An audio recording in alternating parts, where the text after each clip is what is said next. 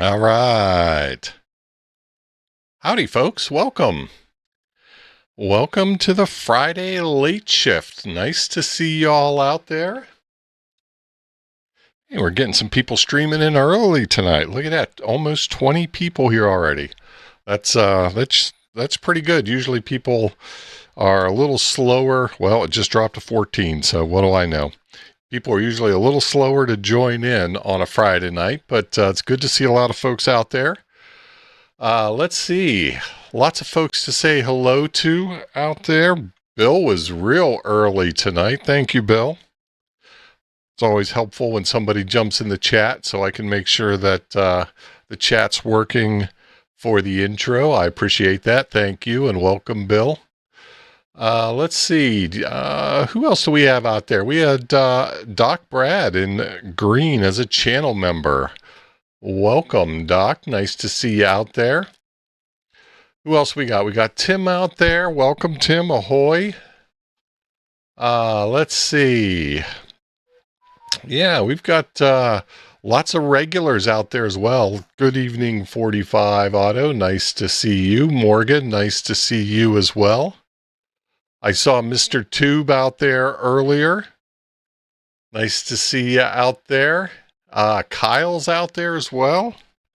So it must be a slow Friday night. Hey, I'm glad you guys are here. Boy, I tell you, it has been a steamy here in North Texas. I took a look. We're ham, so weather's like one of the big things you got to talk about. But this weather's been just kind of ridiculous. We've already had 21 days over 100, and our extended 10-day forecast shows 10 more days over 100. I'm kind of done with this over 100 business. We don't have any rain in sight. We could really use some rain. We could really use some rain. I don't think I need these. I'm going to go ahead and ditch those. I might pull them out later. We'll see where we go.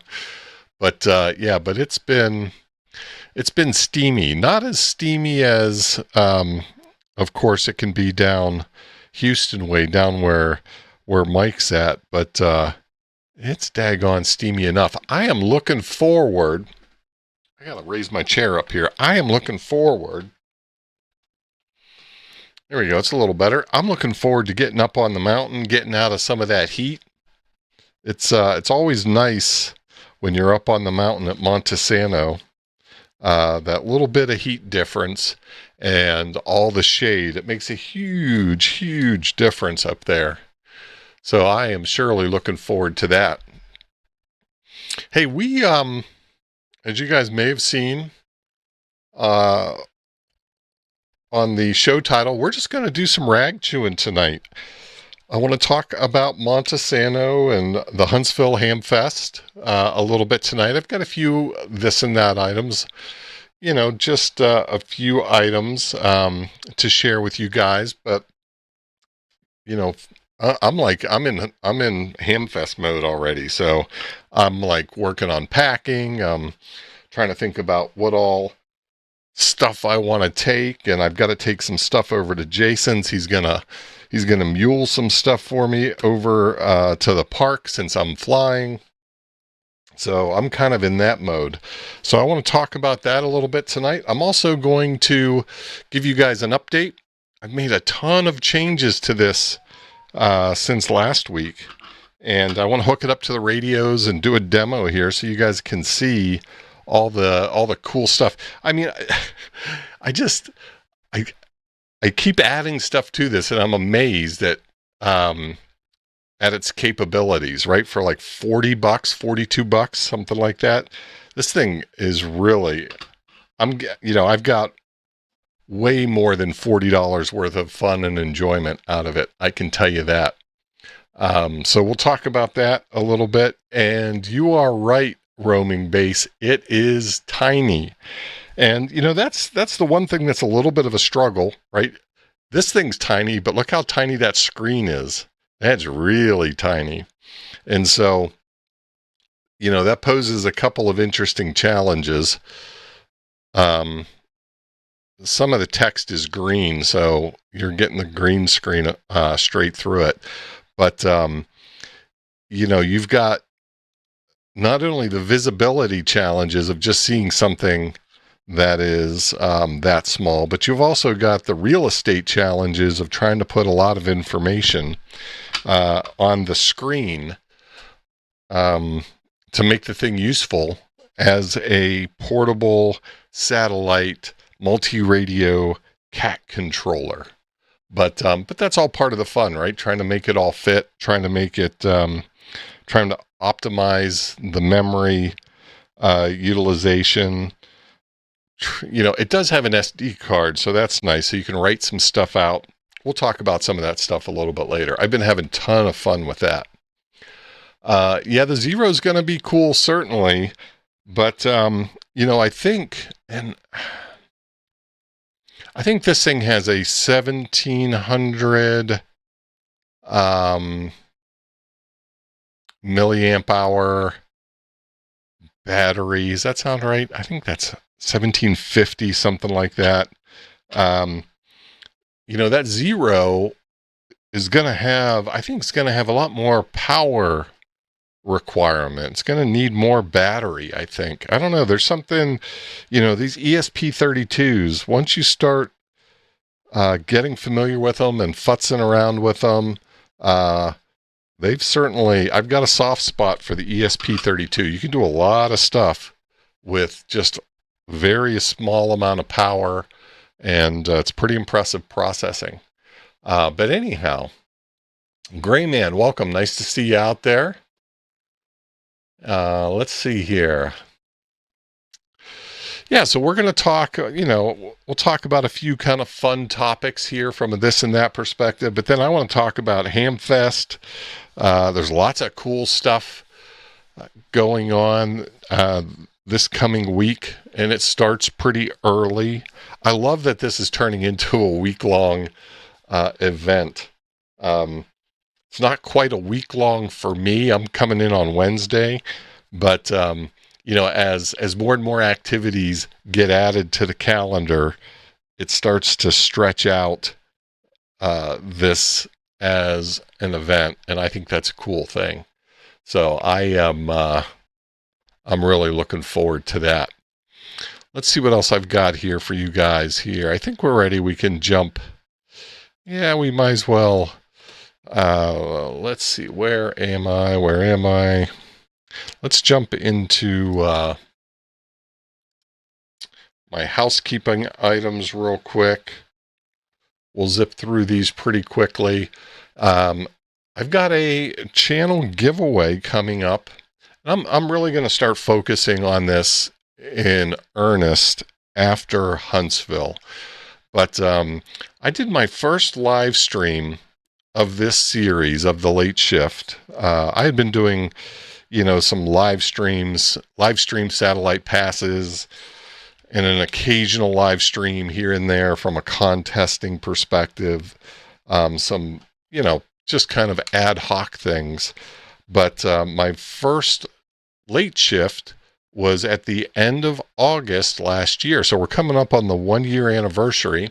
And so I think that's a good enough excuse to give away a radio and do some other fun stuff. So like I said, I'm gonna focus on that in earnest after we get through Huntsville. But the point to all this is that if you're interested in those giveaways, you got to be on the community list.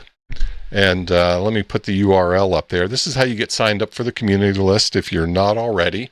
Got to be, all the winners are chosen from the community list. So I've got a little, a fun little web-based application that I use to do the drawings and whatnot. But it all comes from the community list. So make sure you're signed up if you're interested in those drawings. I also send out an occasional newsletter or something. I need to get one out probably this weekend prior to Huntsville. So I'll probably do that on Sunday. So if you want to get on the list for that, and that'll include a bunch of coupon codes and affiliate links and things like that can maybe save you a few bucks here and there.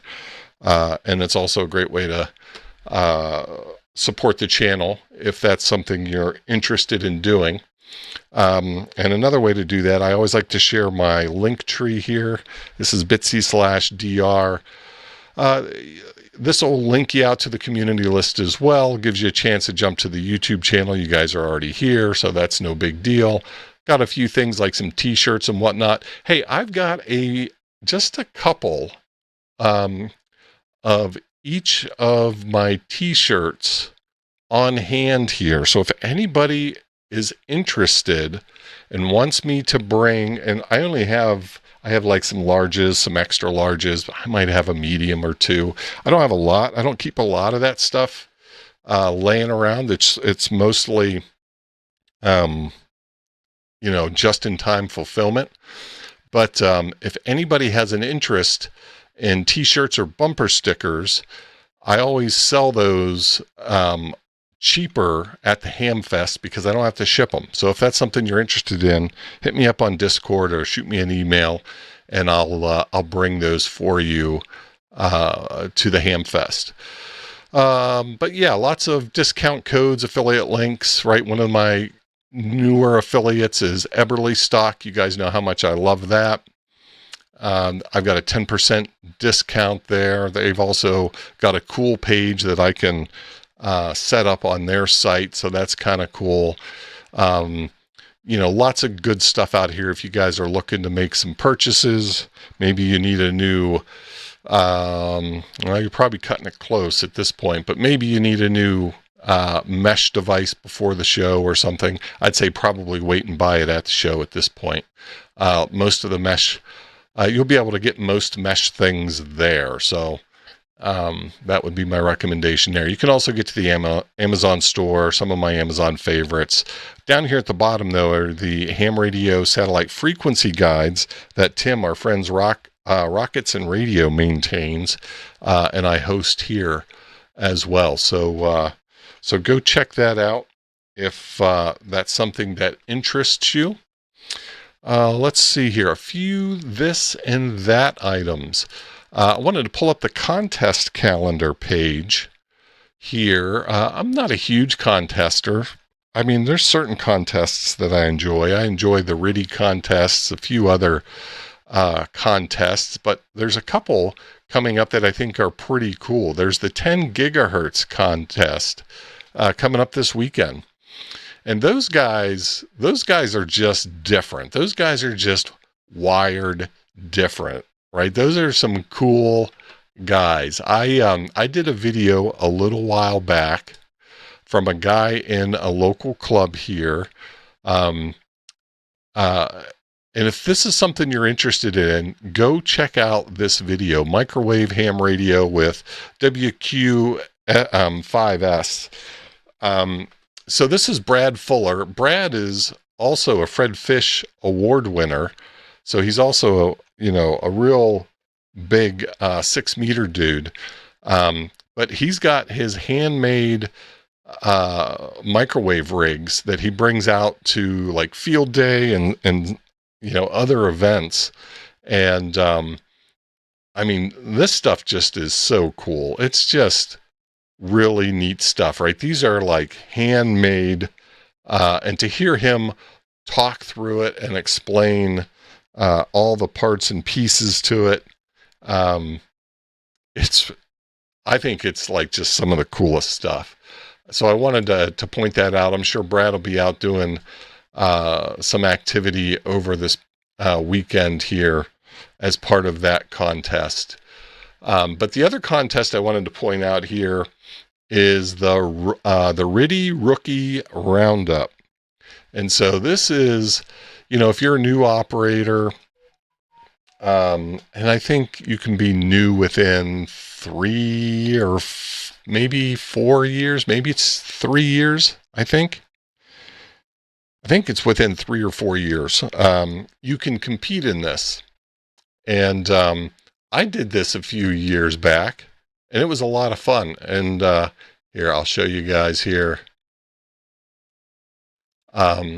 First, you can learn more about it if you go out to the ARRL contest page and you jump to the rookie roundup. They tell you all about it. They've got different rookie roundups. They've got them for SSB and CW, but they've got the RTTY one here, which is this weekend.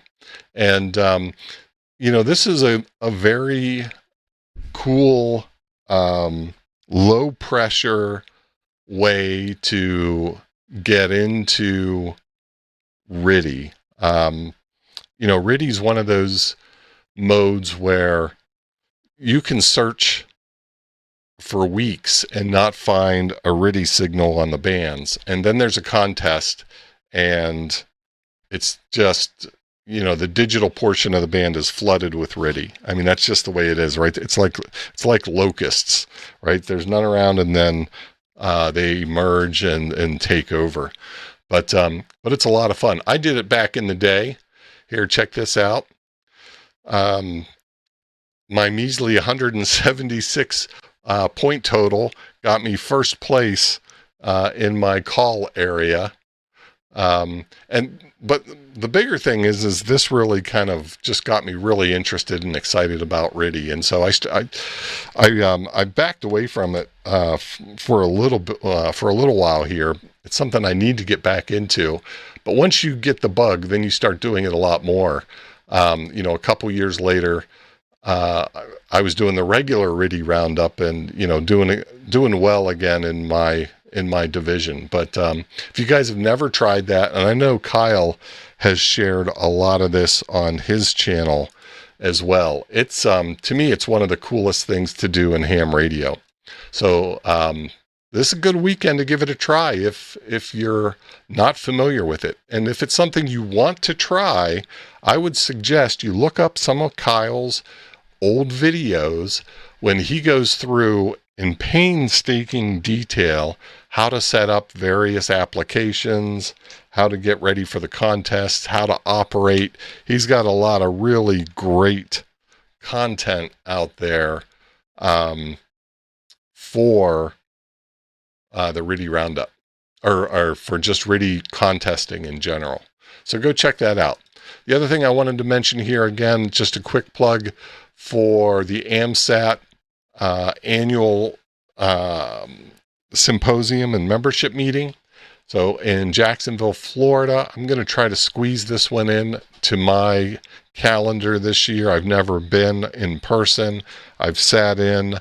Last year I sat in and watched all the presentations online. I think they're still planning to do the presentations online.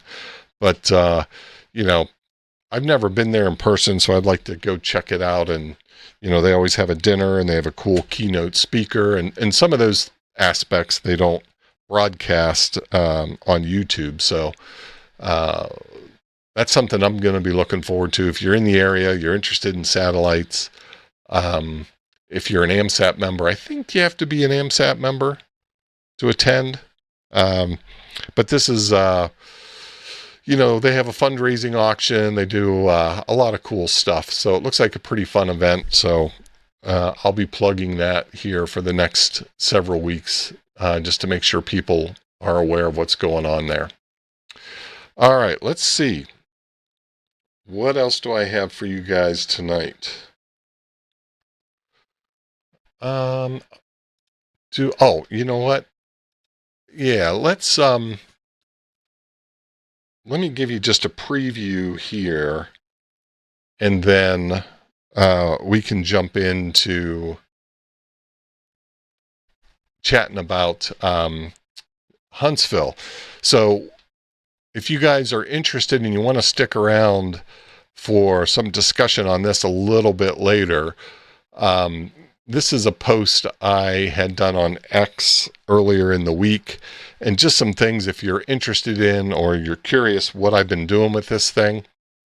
So this thing has Wi-Fi in it, so I was able to set it up to download orbital mean data from Celestrack. So it's actually downloading what we would call TLE data in the past. so that we can do things like pass predictions and polar maps and Doppler correction and all those kinds of cool things.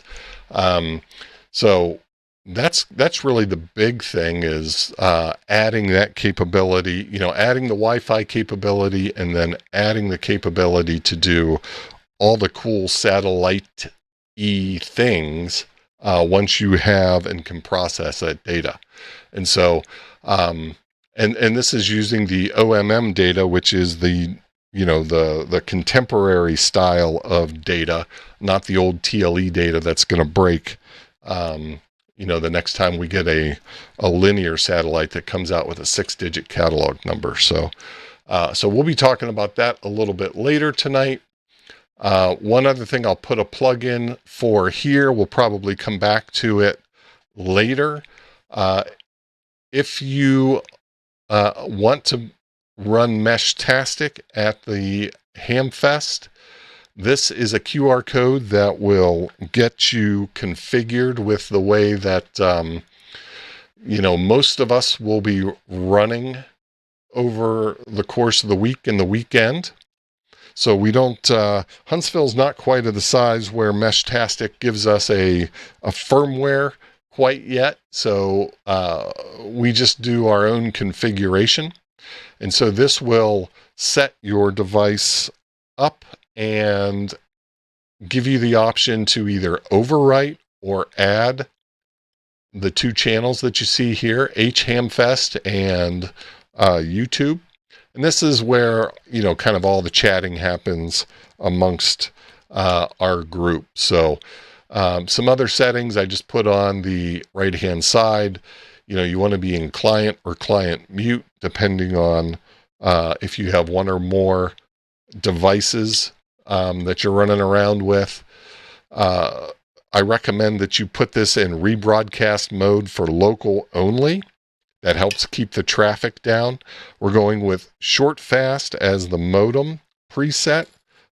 Gives you a little bit better distance than short turbo. And since we have people up on the mountain and people down in downtown area and strewn about at places like a brewery here, or a Von Braun Center there, or a planetarium there, this gives us a better chance of getting a little bit more distance and still keeping the congestion down. So that's the thinking behind the short fast. And then try to limit the hop limit to 3, and then set yourself up for ignore MQTT. I always will set my personal node up to my personal MQTT server, so that folks that aren't able to attend can at least see some of the traffic that's going on at the Hamfest. So Robert, I saw you out there earlier. I will be doing that. So if you want to kind of play along and watch along, I will be setting up the MQTT for my personal MQTT server, not the public one that caused such a ruckus in Dayton a few years ago at this point. So we can come back to this if there's questions, or if we need to revisit that. All right, so let's see.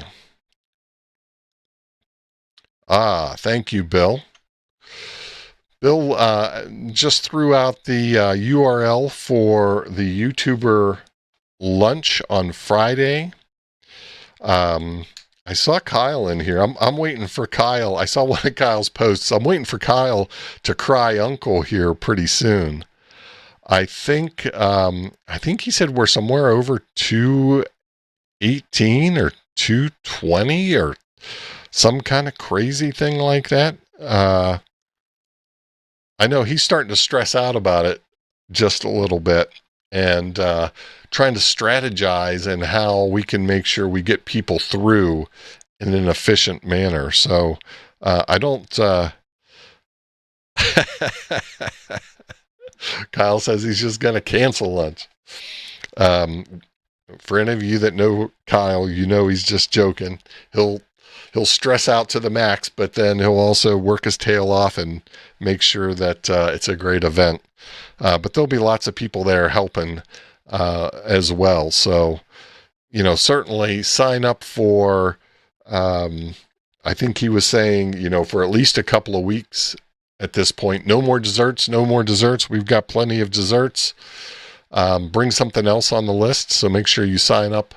If you would like to bring something, you intend to bring something, add that to the list that's on his website there. And, it's always a great day. And of course, it would not be the Huntsville Hamfest unless we had some rain. And let's see. I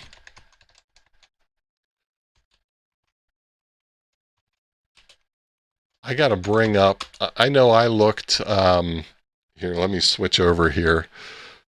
Let's see if we can get, let's see what we're looking like next week. Can we get the extended? I never used this, so let's see. I guess we just hit the arrow here. Yeah, maybe we're not going to get any rain. I don't know. I looked on my app on my phone yesterday. I'm gonna do a double check here. I'm gonna do an Aaron Rodgers. Let's see. Oh, drat. I gotta wait for the ad. I don't know if anyone else has been keeping an eye on the weather, but I've seen what looks like rain coming our way, which would just be par for the course. Let's see. I'm showing some rain on Monday, Tuesday, and Thursday at this point. So it looks like it's moved a little bit. It's shifted. Also potential for rain on Saturday and Sunday. Doesn't look like a ton of rain, but this isn't really showing that. So maybe we'll just ignore mine and we'll go with this. We'll go with this one, right? We got 1%. I don't know. Maybe. I mean, I'm not joking here.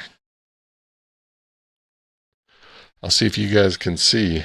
You guys won't be able to see. I've got all the rain clouds and the thunder and lightning. I mean, usually what happens is the sky opens up and we get, a downpour or two. Usually we get one on Friday. That just seems to be the way it goes. Doesn't last long. Historically, it's been toward the end of the day, which has been good because, at that point, everyone's kind of, they've done their operating and there's a rush to take down the hex beam and all that type of thing. But we'll see. I hope we don't get the rain, but you never know. Let's see here. What am I missing in the chat? Hey, Poda Power's out there. Hey, Vaughn. Thanks for dropping in. Hi, Julie. Thanks for dropping in. Let's see. John, welcome. VE5JH. Nice to have you out there in the chat. Thanks for stopping by. So we'll keep an eye on the weather and, it'll be par for the course if we happen to get some weather stuff happening. Let's see here.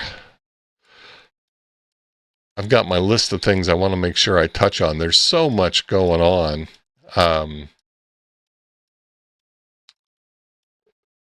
For this week. Of course, we already mentioned it's Hamfest weekend. This is a little different this year. This is the National Convention, right? This is the ARRL's National Convention, so it's not just your standard run-of-the-mill Huntsville. I think what that means is that things are likely going to be even just a little more crowded, right? I expect the parking lots to be a little more crowded.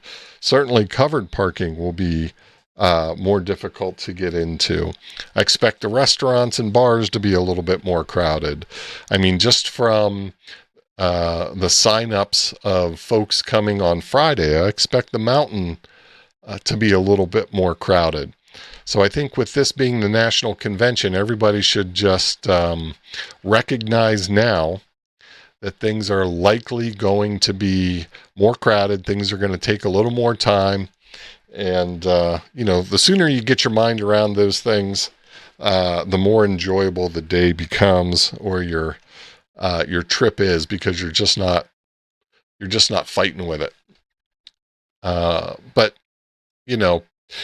and if I'm not mistaken, I really haven't been paying a lot of attention to some of the Huntsville stuff. I mean, I hadn't expected to be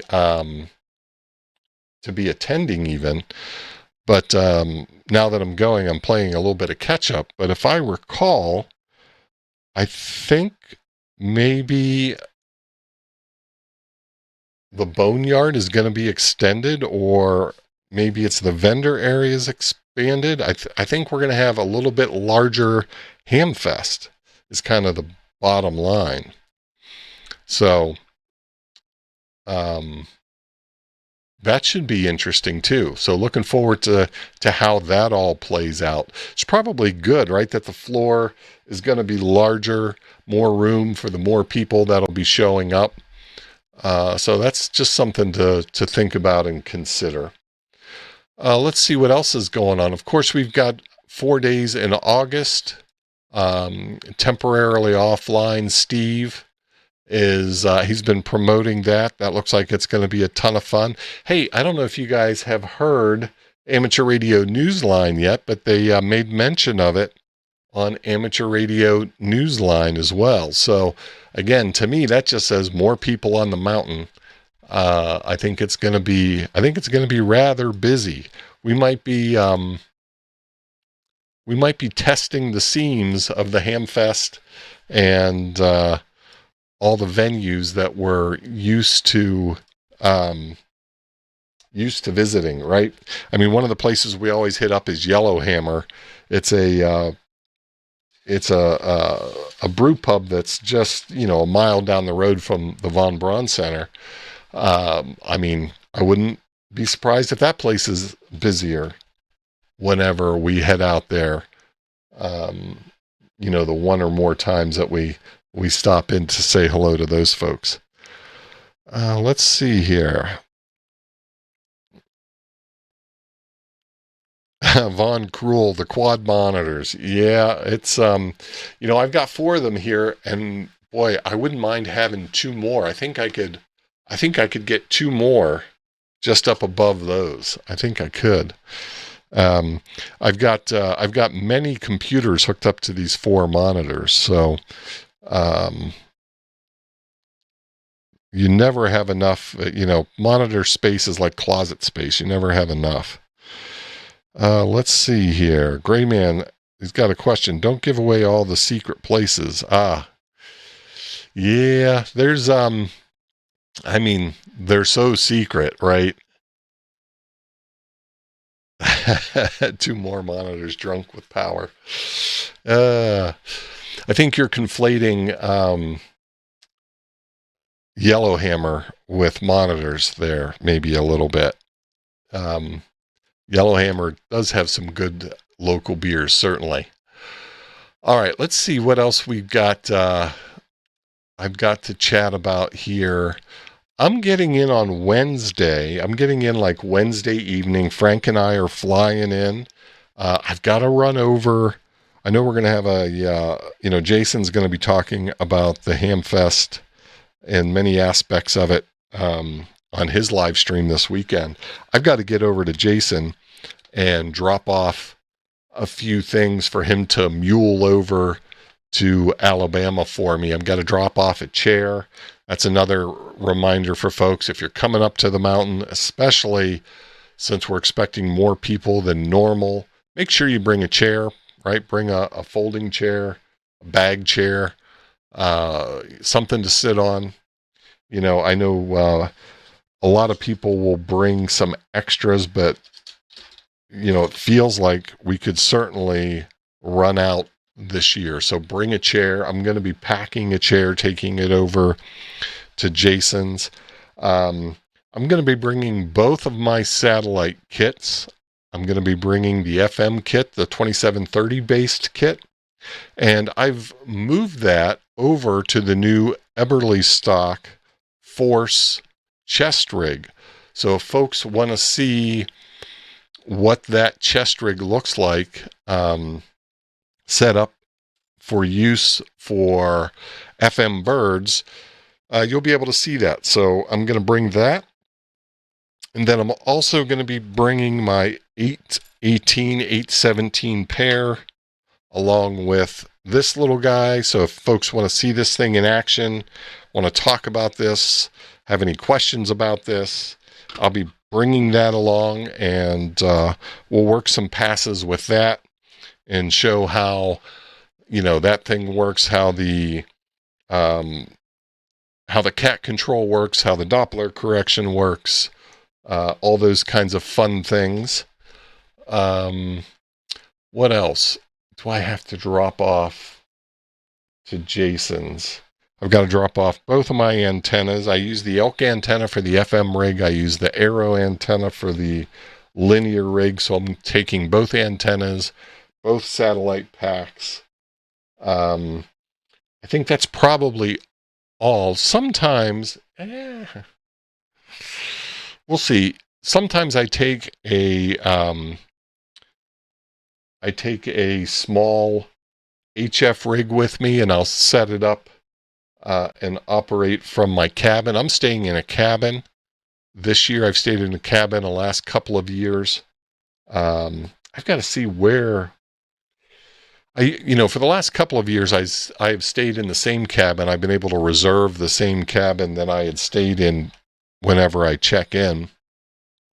But this past year, somebody had already rented the cabin that I had been in, and so I had to rent a different one. I have to look at my reservation. I don't recall what number it is. I got to see where I'm at. I got to see if I'm down there by those rowdy POTA guys. We've got a crew, a POTA crew that usually has one of the cabins, and they're the closest thing to Animal House that we've got in those cabins. I got to see if I'm close to those guys so I can get in the right headspace if that's the case. All right, let's see here. What are you guys chatting about here? Oh, Bill says that Don, Jason, and Jeremy are all caravanning out. That's good. Hey, that's great. Is Jeremy, is he out in the chat? I don't know that I've seen him out tonight. Hopefully he's out there. It'll be nice. I think this is his first Huntsville Hamfest, so that'll be cool. Can you drop your chair off at the pavilion before you go find a place to park? You can drop your chair off. Yeah, good point. Good point. Good thought there, Kyle. Let's see. Von Krull says, I got my U console, been doing some software setup on that. Yeah, those are a cool little machine as well. I got there on my shoulder. I got one of the dogs, I believe. Let's see. Yeah. Don's going to be glamping. He's going to be glamping in number 34. Nice. Yeah, those POTA activators. That's right. You got to watch out for that crew. Those are the rowdies. That's the place where you want to, where you just want to show up uninvited too. Dave. Hey, Dave. Dave, have you recovered from DEF CON? Dave's got a quick turn. He's in from DEF CON, turn around, get back out. get out to Huntsville.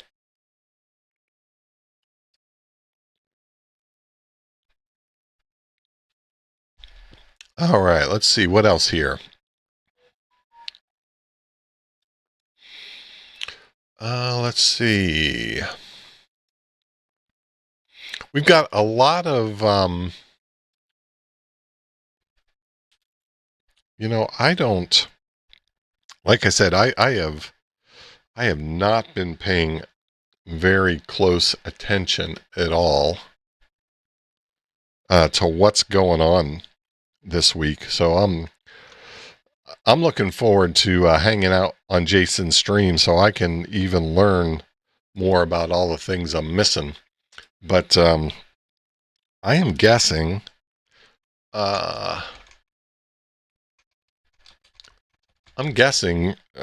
TO has a 4 days in August website. I'm thinking he might. Does he have something out there?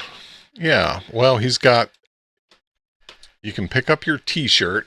Again, it might be getting a little bit late for this. I don't know if he's having any of those. That's a nice looking t-shirt. I should have ordered one of those, but I didn't. Maybe I'll order one just to have it. Anyhow, yeah, take 10 days to arrive. So you're certainly past the window. This t-shirt is everything you've dreamed of and more. Gotta love, you gotta love Steve. He's always hustling, man. The boy works. Let's see here. I'm just curious if he's got, and if you guys know, I'm with you, Kyle. I'd like to get out to DEF CON as well. If you guys know if TO has, maybe he's got it in his blog. Let's see. Maybe he's got some info here. Yeah, here's what I was expecting to see. Steve had reached out to me early and said, hey, will you do a satellite session? And I said, dude, I'd love to, but I'm not going to be attending. And then, here now I am, but looks like he's got a well-stacked agenda and lots of cool stuff for people to do regardless. So we've got, lots of people talking about lots of cool stuff here. We got, just calling out some of our regulars here in the chat. We've got Don doing some 44net stuff. We've got Dave doing some Meshtastic. Are you serious? Really? Yep, Dave's talking Meshtastic. Let's see who else we've got in our chat. Well, of course, Jason's going to be talking about his cool setup in his truck. Freddie Mac talking about All-Star. Just imagine, can you believe that? Oh yeah. John's going to be talking about his phased array. Those are always cool antenna and great topics. KM4ACK, APRS stuff. I mean, there's just so much great stuff here. Look at even Pepe here, getting on the air in Europe. What do I need to know? It's awesome. Lots of great stuff. Kyle here for the POTA gathering and cookout fundraiser starting at 10 a.m. So this is awesome. Lots of good stuff here.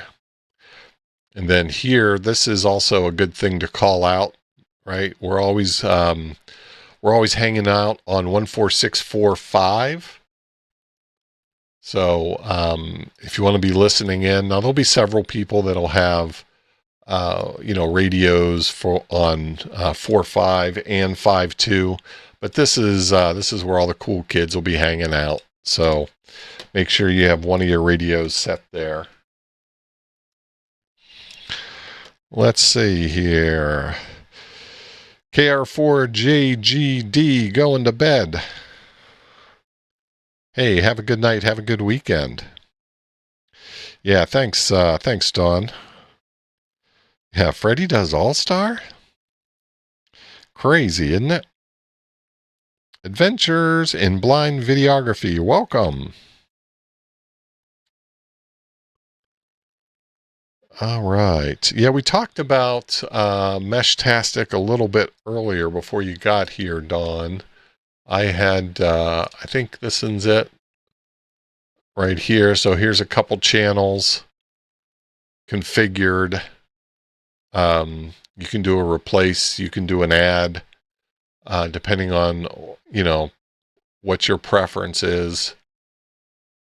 A lot of times when I do these shows, I will, I'll just do a replace, right? I'll just start out fresh. You know, I'll flash before I get there and I'll start out fresh. Now this year I'll be toting a bunch of different nodes, Meshtastic and Mesh Core. And some I'll flash fresh, and others, like my low mesh ones, I'll just be adding configuration to so that I don't lose all that delicious, super long battery life. Don't want to monkey with that. Don't want to lose that. Let's see what else we've got here. Who's bringing a Mesh Core repeater? I think, I'm almost positive that Bill will have his Mesh Core repeater on his truck. Bill, if you're still out there and that's not the case, please correct me. I may bring one. We'll see. I usually end up bringing more crap than I really need to. Okay, yep, Bill says that is a true statement. I'm going to try to not bring stuff that I don't need to bring this year. But we'll see. We'll see how that goes. We shall see. All right, let's see. Did I hit all my topics? Let me just do a double check here.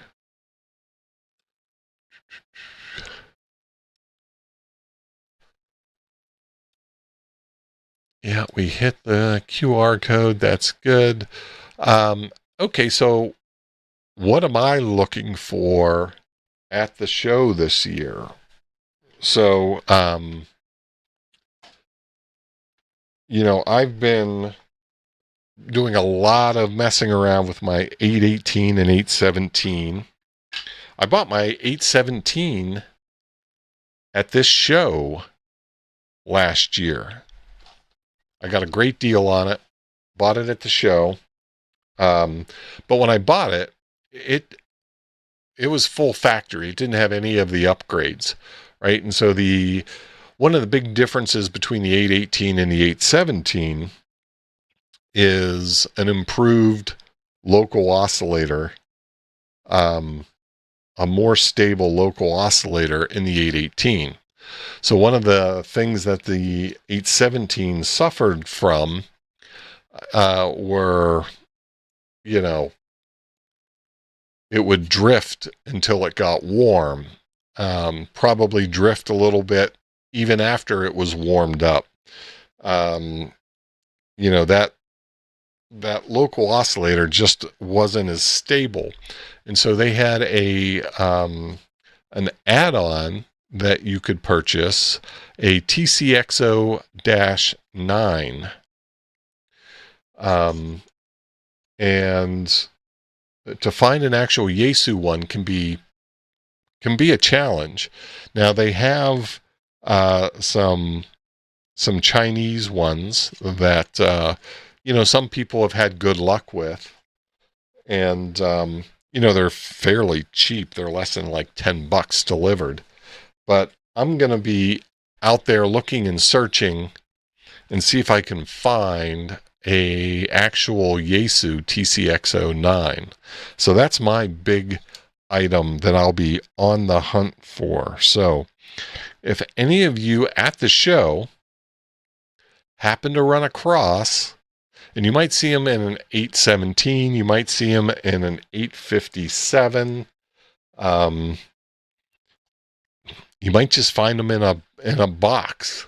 You know what? I should bring up what it looks like. I don't know if most people even know what these things look like. Let me see here. Adventures in Blind Videography says, I have an original 817 with 2 original batteries. Nice. The WinCamp battery installed. Microphone, box, or cables.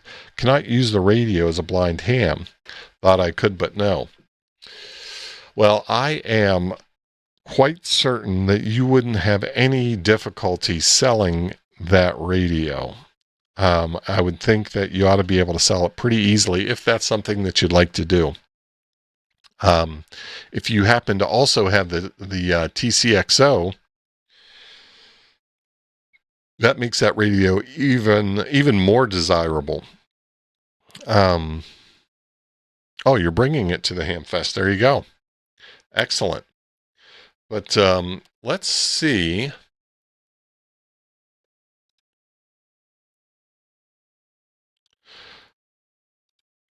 And this is the selfish part of the show. I'm going to show you guys what this thing looks like so that if you happen to see one, you can let me know. Let's see, TCXO-9. Works for several radios. And this is it right here. Now this knucklehead wants $200 for it. But that's what they look like. So it's kind of interesting. They don't require any soldering. You've got a 4-pin header on one side, a 3-pin header on the other. There is a device that is stock, and you just lift that up. You carefully pry it up. You get a little plastic pry bar or something. You pry it up and you lift it straight up. And then this pops straight down on top of it.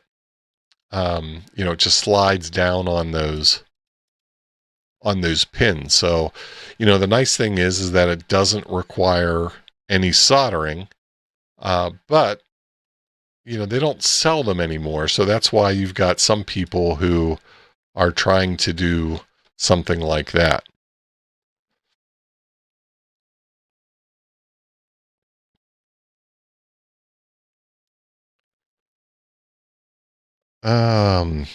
Yeah, it's a number of radio manufacturers have similar type, some of those older radios have similar quote upgrades available, and they all kind of do them in a similar fashion. It's kind of interesting.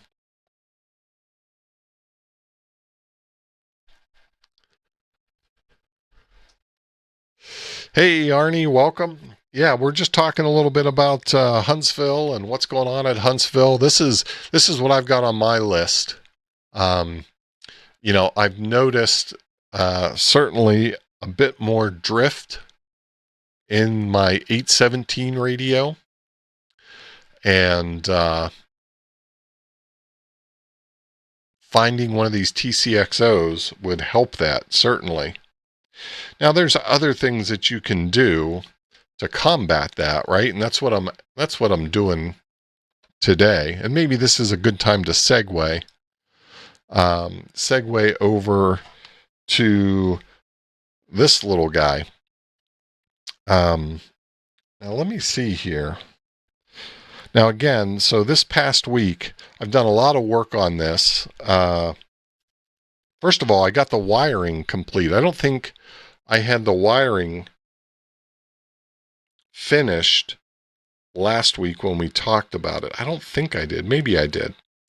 But this is wired up with two TRS jacks, TRS plugs for easy hookup in the field, right? That's kind of the idea. Right, so I think I showed you guys, maybe this is what I didn't have done. So I bought a 6-foot 8-pin mini DIN straight through, right? You guys know what these things look like. I cut it in half, and then I'm going to be using 3 of the wires as required by the Yaesu accessory port to run cat control, send or transmit, receive, and ground. So I said, you know what? Why not just use a TRS? And that'll make it, you know, pretty durable and pretty simple to do. And so cut that 6-foot cable in half. I've got 2 3-foot sections. Now these are actually longer than I think want them to be, but I'm still kind of in play around demo mode. But eventually I think I will make these shorter just to try to deal with all the extra wire, right? I mean, there's a lot of stuff going on when you're hooking up extra things to a 2-radio kit when you're working portable satellites.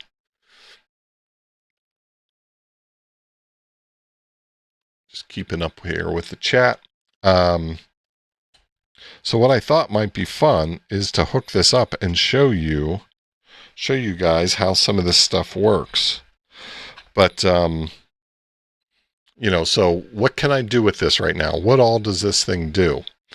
So right now, if I'm tuning one of the VFOs, it will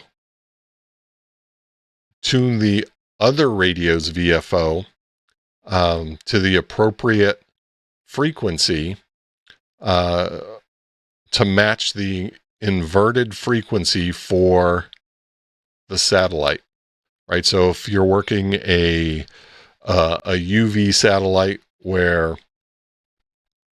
the downlink is, you know, well, let me just show you. It's probably easier to just show you. All right, I'm going to have to make some room here. So let me move. I'm going to move the keyboard out of the way.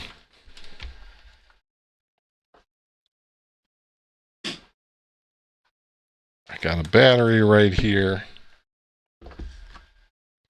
So I've got a little harness here that I can power both radios on a Y connector, right? With a, and you know, when I'm working with this, I'm still using a 3 amp hour Bioenno in the field. Let me go ahead and get this guy connected.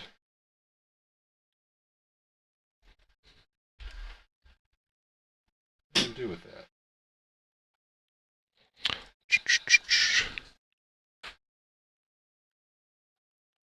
Oh goodness, I just had it here. What did I do with it? There it is.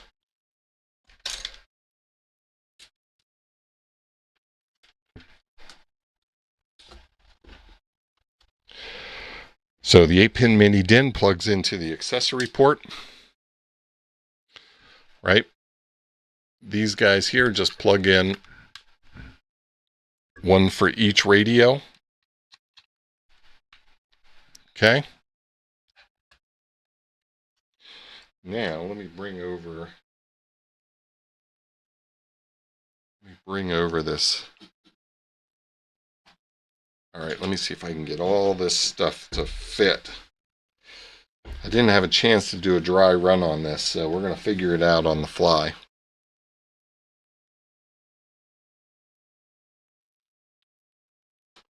Let me see. It's kind of the way we do things around here anyhow, isn't it? Just kind of do it on the fly.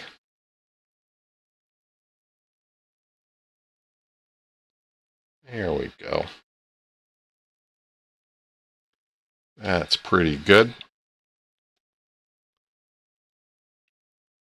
All right, you guys can see that. Let me go ahead and power radio 1, radio 2.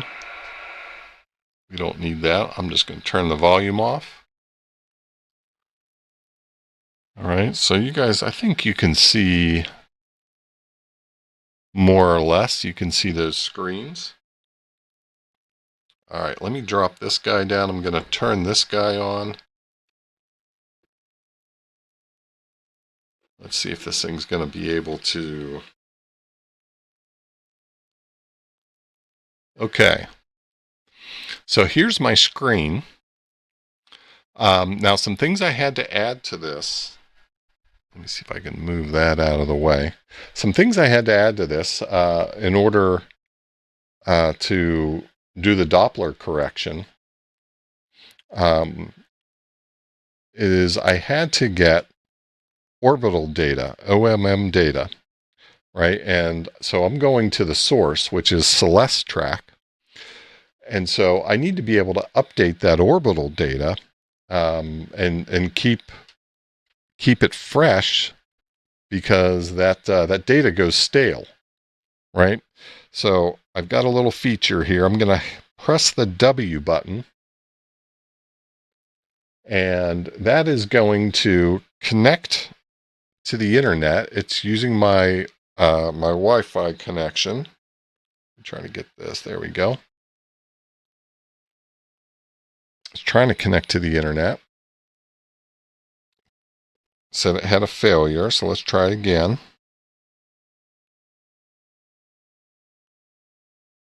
There we go. So I know it connected to the internet. I don't know why. There we go. Maybe I can see what's going on here a little bit better here. I know it connected to the internet because it pulled in the time. So this device does not have an RTC, so I have to pull in the time. So I pull in the time. Now I also manually set, I'm going to keep trying to make sure we're in focus. I had to manually put my grid square in, right? So in order to do these calculations, you need to have the OMM data. You have to have accurate time source, and you have to have an accurate location. And that's why I'm using a 6-character grid square here, and that's determining the lat long, which that's the calculation that I use as a lat long, or that's the data that's used in the calculation for all the past prediction and Doppler and all the rest of that stuff. Okay.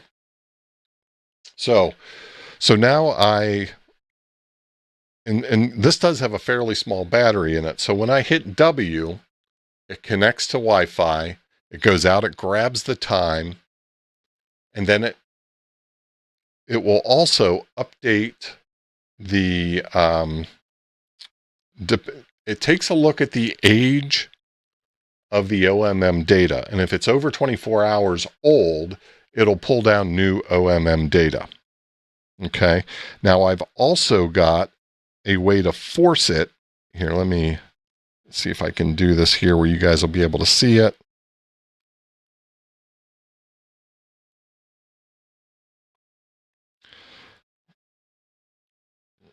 Let's see.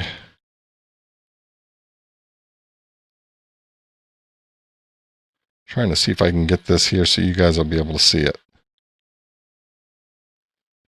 We'll come back to that. But I can force it to go out and grab OMM data as well. But anytime you connect to Wi-Fi, it evaluates the age of the data, and if it's older than 24 hours, it'll pull down some fresh. Let's see. So it's pulling all this with IPs from the internet and nothing local in between. Yeah, Jody, I've made a lot of progress here.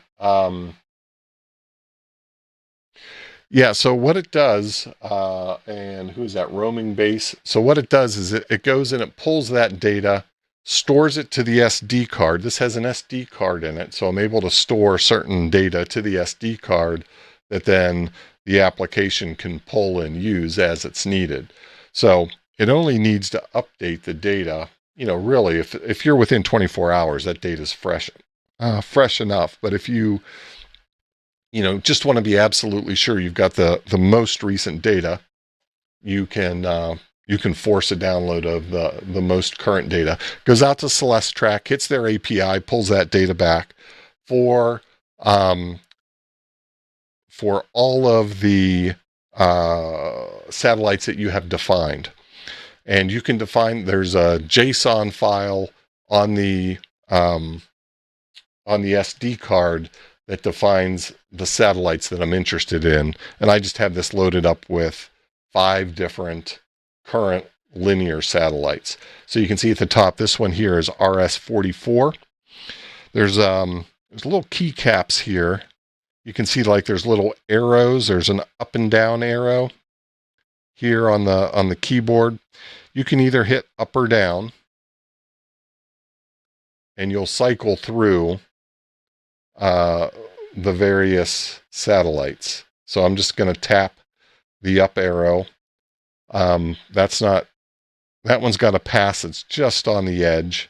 And if you look down on that bottom line, I wish this was a little more clear. Guess it's not bad. You'll see the next pass, right? That's the pass, the next pass, the pass prediction for that satellite. So this one is what? 427 Zulu.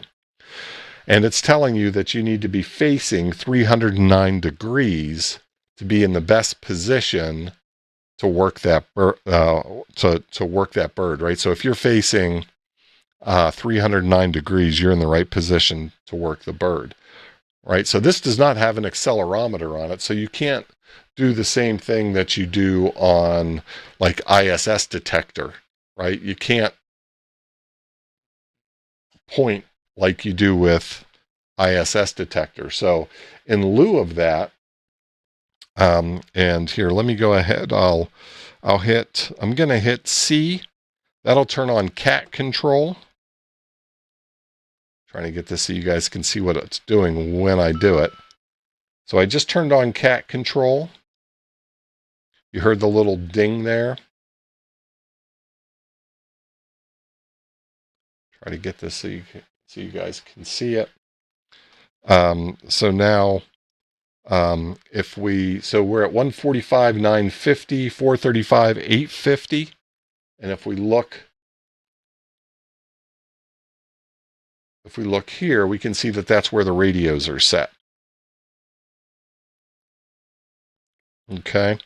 Now, I'm going to keep looking through these satellites. I'm going to keep cycling and see if we've got one that has a better pass coming up. So that's FO29.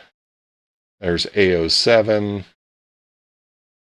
I'm hoping we have a decent pass. And of course, it doesn't look like we're going to have one. Okay, there's a decent pass coming.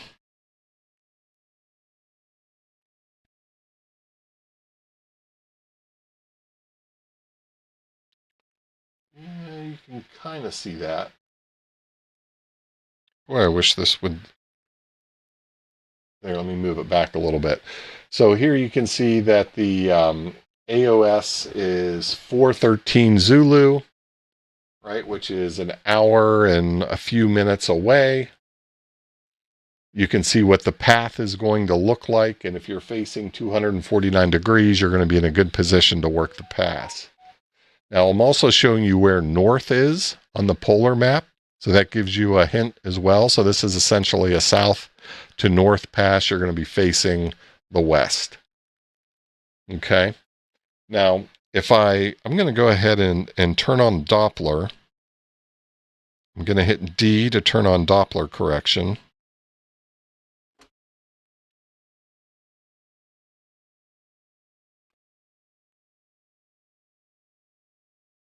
And you can see that it's going to start changing the frequency. And then if we look here on the radios, you'll see those frequencies change here as well.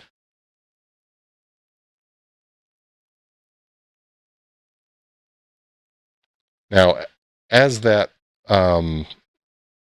pass gets closer, right, you'll see those numbers change more dramatically.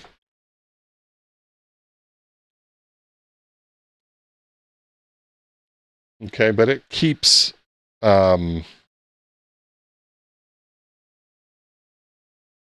Doppler for you and adjusts your radio for you. Now, I just bumped something here behind the scenes, and what's not showing up great here is if you hit a band edge,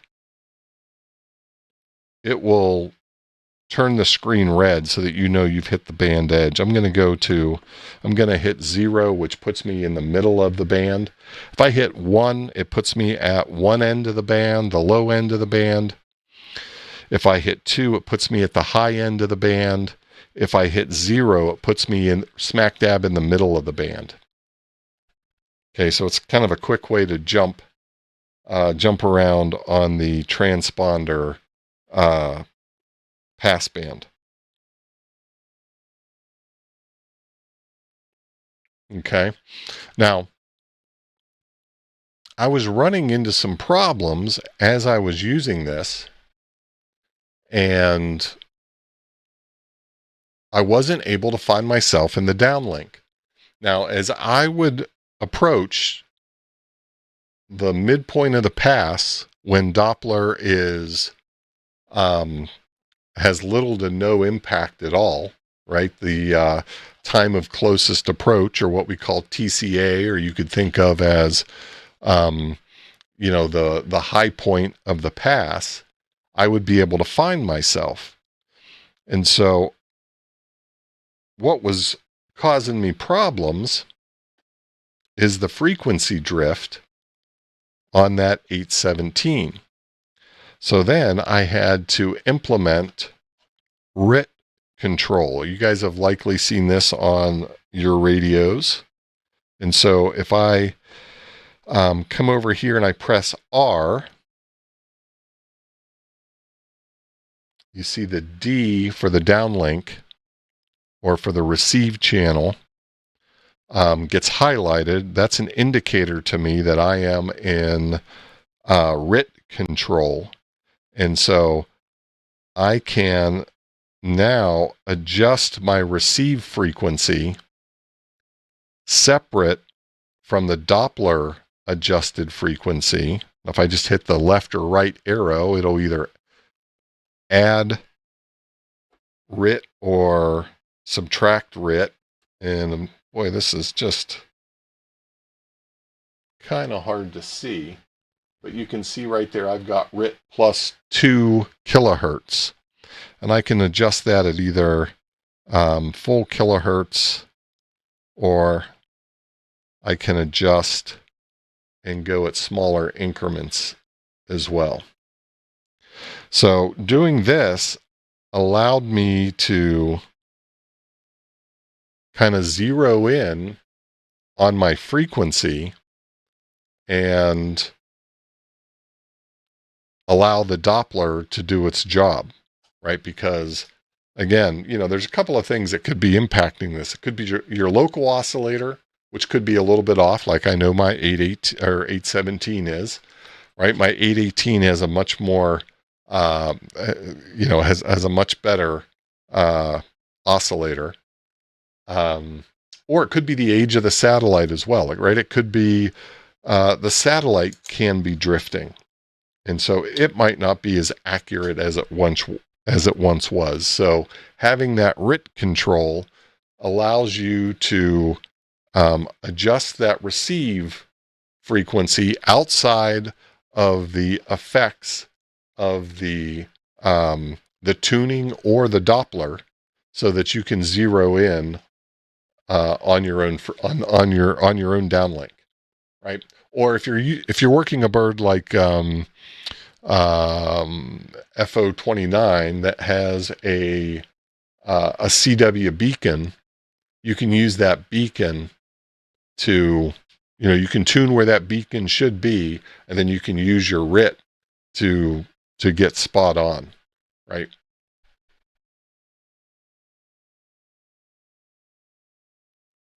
So, trying to think if I added anything else. Oh, I also added a little help screen.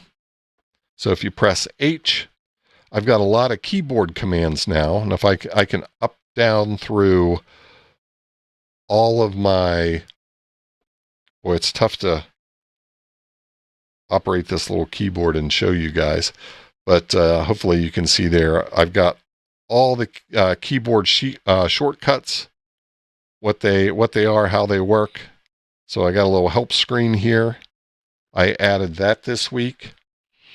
And quite honestly, I think I'm pretty much out of real estate. I don't know that I can add much more. I've got to get, I'm going to go through and think about the UI a little bit more and see if I've got any opportunity. Come on now. If I've got any opportunity to try to simplify or clean up the interface. All right, so I just spewed a whole bunch of stuff on you guys. Let me take a second here and check out the chat. Let's see. Hillbilly Ham. Okay, Dave, I missed you. Well, that was a while ago. If you're still out there, have a good evening. Have a good weekend. Let's see. Hey, Bricker. Good to see you. Yeah, Jody, this screen is remarkably clear in person. I mean, the other thing that doesn't show up well on camera are the vibrant colors. So the frequency here is a vibrant green, and it just kind of shows out as overwashed. So I've got green, I've got blue, like a cyan blue up here. The pass prediction here is cyan blue. I've got some yellow and some gray also.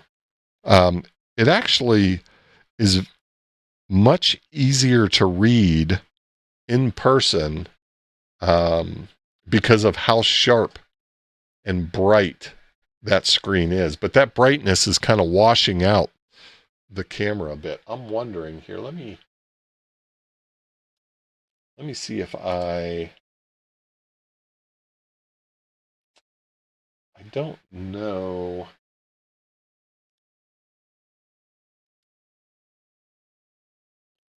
I'm going to see if let's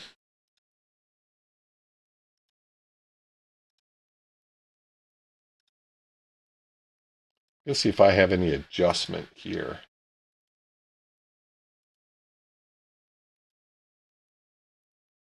I don't think the white balance is going to help me at all.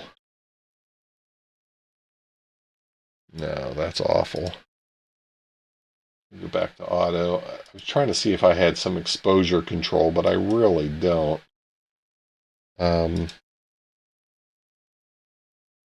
See, I've got some manual focus.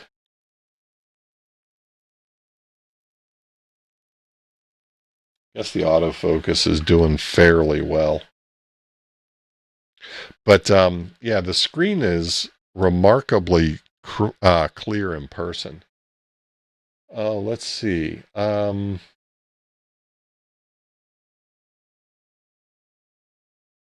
What app is this? So, Chris, this is one I'm developing right now.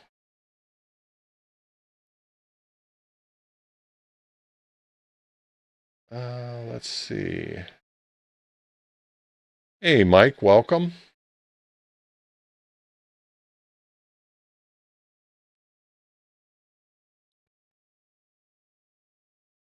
Yeah, the dual cat control is kind of cool. I mean, it essentially takes this pair and allows you to essentially work it like you do a 9700. So it actually works as like a single radio right now in satellite mode. It works like my 9700 does. I don't, you know, I haven't played with the audio portion yet, Chris. I'm afraid that I've got so much. So here's a couple of things that I have to be very careful of when I'm coding this is, I need to be very careful of the polling cycle where I am adjusting the frequency. So I give that priority right now. The polling frequency has priority, and it pretty much has to in order to make sure that it doesn't get behind or it doesn't lag.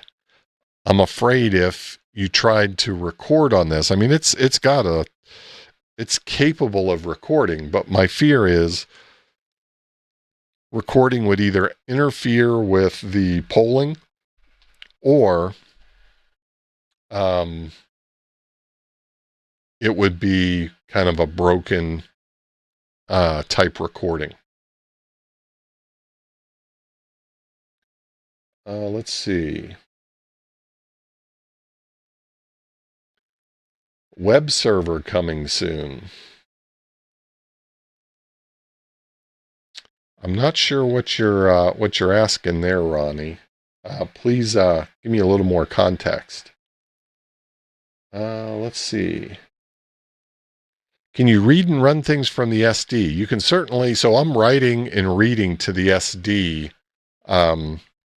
for several functions.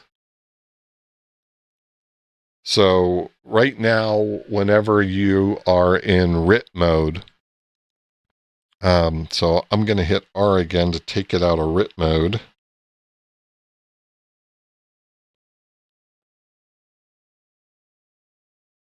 Here we go.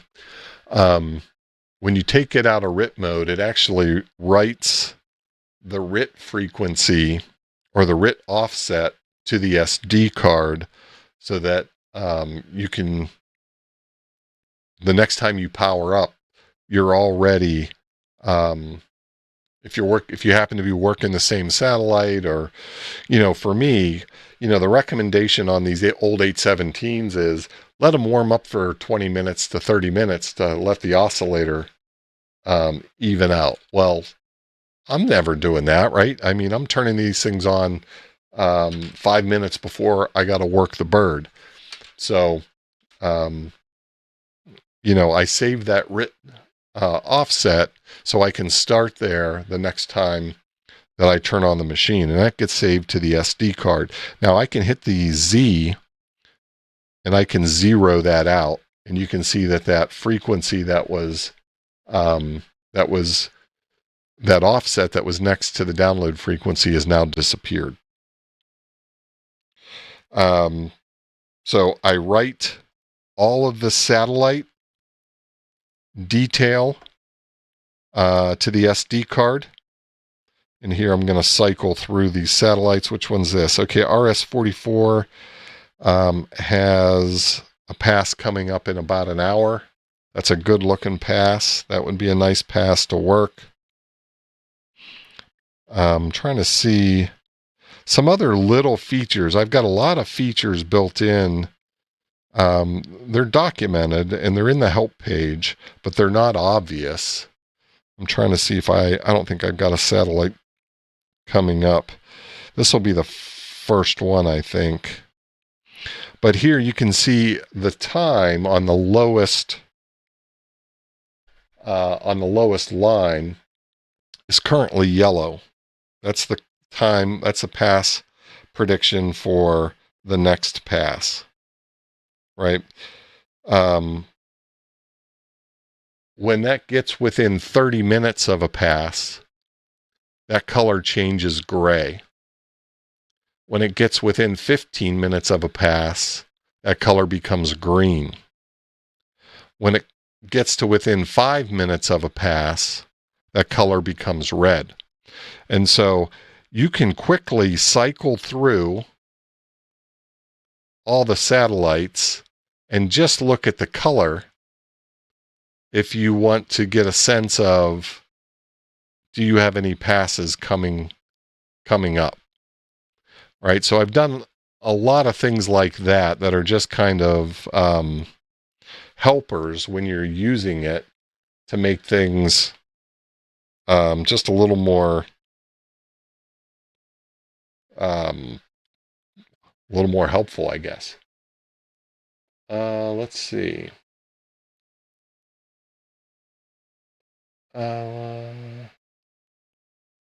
Jeff says buttons are nice, but an encoder to move up and down the band might make a better user interface. That's absolutely true, Jeff. However, the other way you do this, right? I mean, when I'm working the birds, I'm actually turning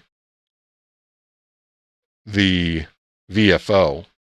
So I can turn either VFO and it will adjust the frequency. So here you can see it's also represented in the Cardputer screen, right? I can turn this downlink radio, or if I want, I can turn the VFO of the uplink radio, and either one will control the frequency and adjust the other radio. So I thought about, M5 Stack has a different form factor that has an encoder on it. And I thought, well, maybe I ought to grab one of those. But though it would be handy to cycle through some things, I like having all of the functionality with all the buttons. And again, when I'm working the birds, I'm using the VFO. Let's see. You can add scroll wheel or two. Yeah, certainly could do that. So does it have an OS, or is it all bare metal? So it's firmware. It's bare metal. It's written in C++. It's using the Platform IO ecosystem.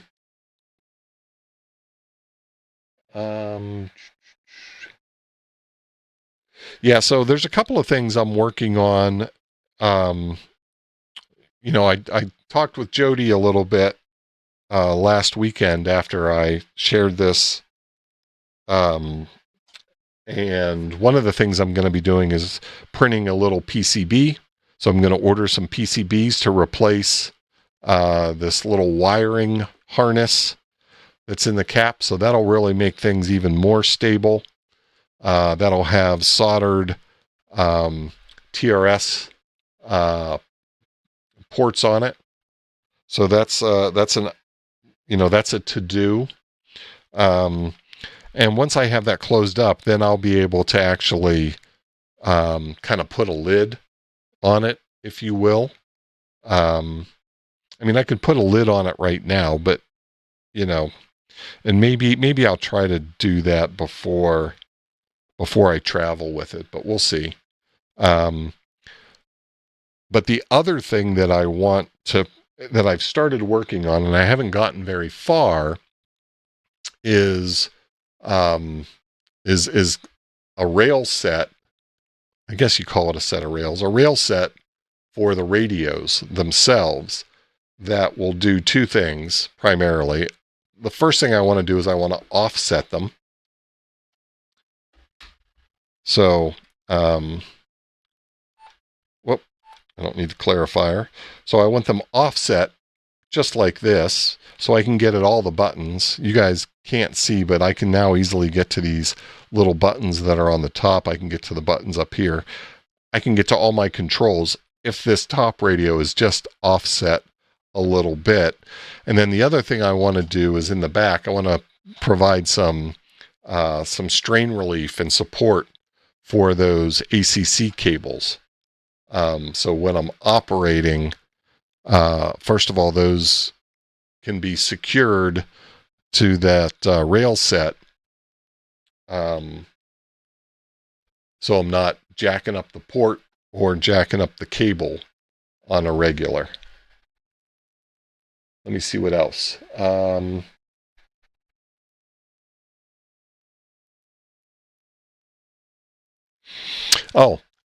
I see what you're saying, Ronnie. So like the SAT computer, it's, I think that's a great device. I mean, I think that's really well done. I don't know that I have anything to offer that would make that better than it already is. My whole idea for this is really, I want the same functionality and capability when I'm portable. So that's really my motivation and the reason for building this. Right? Is my preference is to operate portable.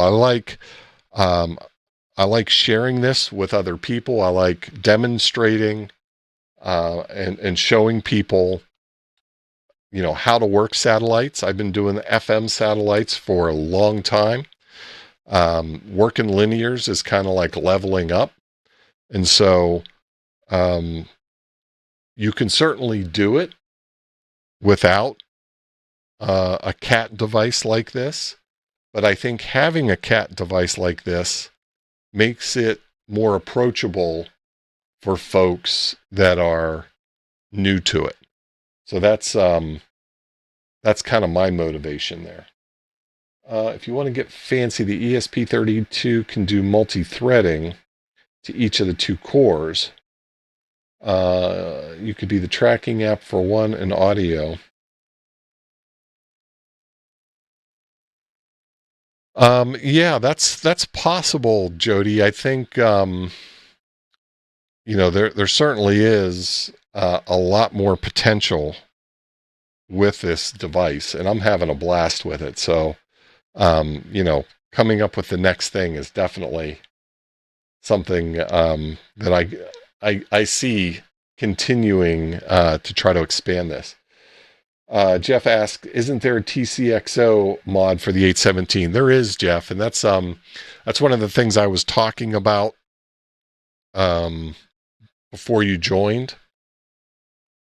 Right, this is what I'm on the hunt for at the Huntsville Hamfest. This is what I'm going to be looking for. This is the TCXO-9. You can see on eBay here, you've got a few people that are really proud of these things. I'm not willing to spend $200 on one, but I would love to get my hands on one. But, the fact that 817 does tend to drift is what pushed me to put that RIT capability in the firmware.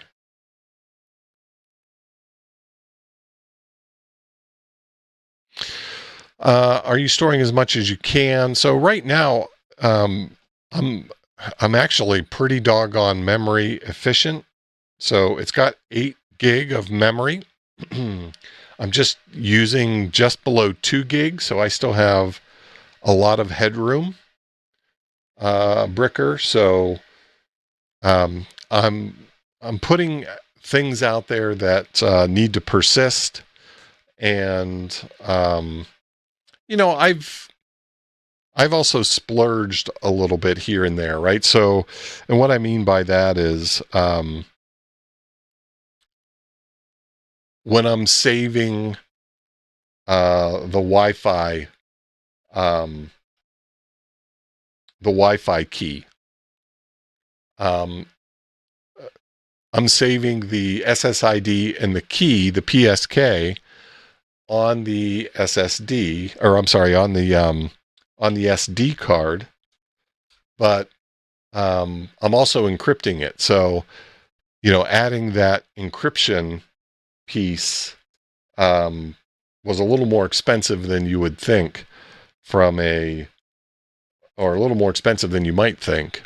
I think inherently people would expect that to have an impact, but it had a little bit more of an impact than I expected. But, I wanted, it's just in my nature. If there's a PSK, I'm going to encrypt it. And so, but even with that, I'm still doing really good from a memory perspective.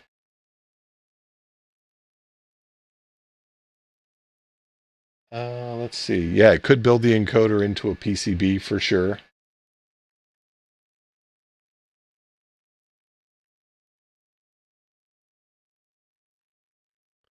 It's a fairly new version of C++. Trying to remember. Um, like I said, it's kind of standard what you see uh, in platform I/O for these types of processors. So it's pretty contemporary.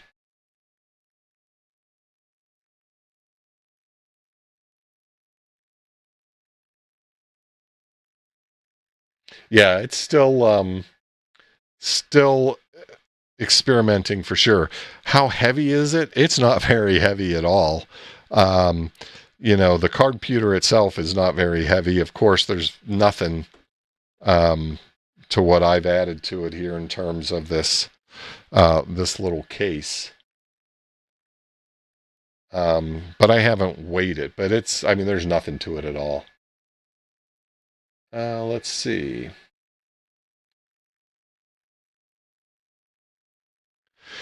Yeah, that's the way I'm looking at it, roaming base. Completely portable and standalone. The FTM 310. Now, something I haven't done is, and there's no, I'm just trying to think about this before I say it. Certainly, I started out controlling a single radio. There's no reason why you couldn't use this with an FM satellite. So you could, if that FTM 310 uses the standard Yaesu accessory port, the 8-pin accessory port, it might work with it, Chris.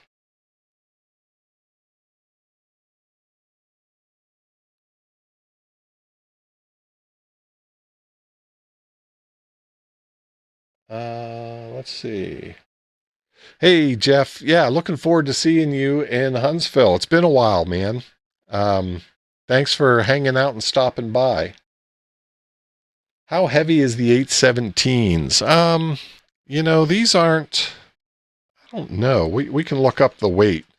Um, this is kind of interesting too, and I'll be showing this off obviously at Huntsville, but I've got one 817, and I've got a super wide, heavy duty rubber band holding these things together. So you can kind of see, right?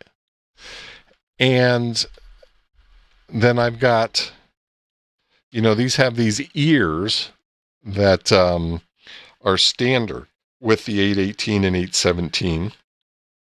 Trying to get this thing to... so I've got these ears here that I've taken some webbing and made some little hooks on. And so what I do is I take this, I'm going to try to hold it up here where you guys can see it. I take this and I hang this on my chest rig. And that's how I operate. So they've got a little bit of weight to them, but they're not super heavy. But they feel like a solid radio. There's no doubt that they're a solid radio. Let's see, how are we doing here time-wise? I'm just going to look here. I'm going to zip through.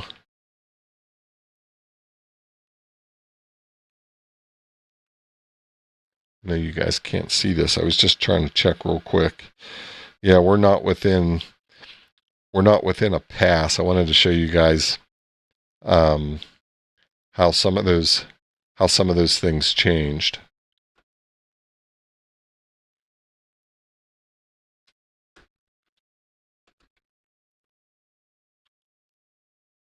Let me see if I've got any other questions here that I missed. It does have the 8-pin. Cool. On Monte Sano, will you, you'll be closer to the satellites. I will. I will. Now, and that's, that's an interesting comment, Arnie. Again, if you're using ISS detector, which has additional sensors in it, if you're running it on your phone, it's going to take into account your elevation, where I am not taking into account elevation currently in my calculation. So I've got it, I think I set it at 50. I think I just picked something. What'd I pick? I might have picked 100 feet over sea level.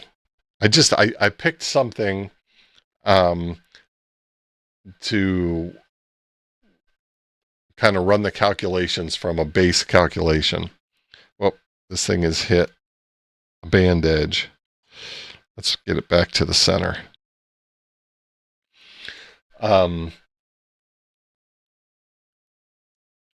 But here at 1,000 feet, so I'm at 1,000 feet at my QTH. And what I did is I pulled up ISS detector, and let me see if I can show this to you guys. I wanted to make sure my calculations were right. So, okay, wait, let me see, JO97. Let me bring up JO97 for a second here.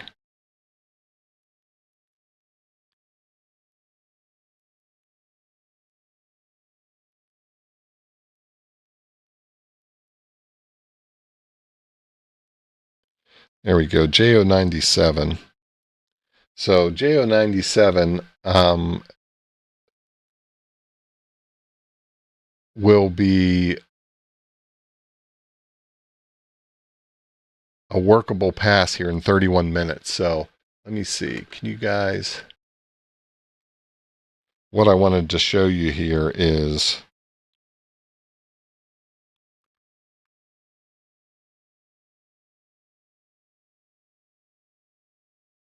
when this thing gets within 30 minutes, if you watch the color of the time,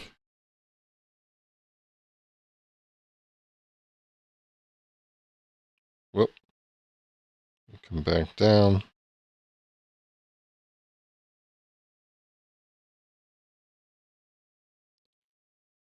It's almost, we'll give it another minute.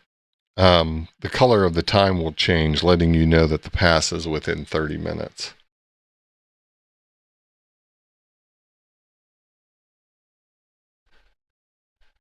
But anyhow, what I did was I took a look at, here, if I take a look at, and I don't know if you guys will be able to see this or not. So the first thing that you'll notice, I'm hoping you guys will be able to see this. Let's see if I can get it in there. ISS detector will show you what the frequency is with the Doppler adjustment based on your grid square and your elevation. And so then what I was able to do was compare during an active pass. I was able to watch the ISS detector Doppler calculations and compare them to my Doppler calculations, as well as one of the other things that I track is the starting elevation and direction. And so that's something that's all available on the screen during a pass. So I was able to validate that my calculations were consistent with a known good application that does something similar.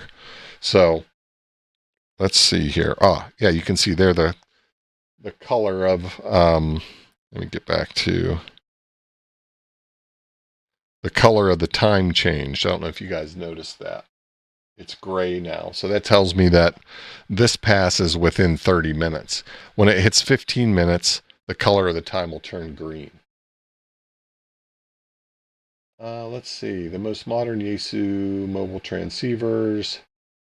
Yaesu does not feature native computer cat transceiver frequency VFO control. So, wow, that's interesting. So that doesn't do that doesn't allow for cat control, huh? Even my 2730 allows for cat control, for crying out loud.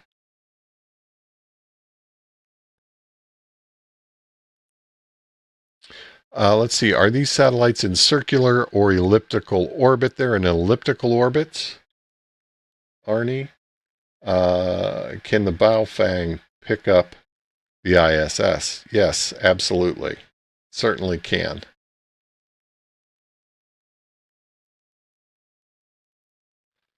Absolutely can. Yeah, so it was pretty cool to, validate that my frequency calculations were good, and it was good to validate that my elevation and my direction calculations from the OMM data was good as well. But that was, it was driving me nuts on why I couldn't find myself in the downlink until I realized just how bad that local oscillator is in the 817. Now, something you can do to combat that, right? Something you can do is put your 817, if you have an 818, 817 pair, put your 817 on 2 meters.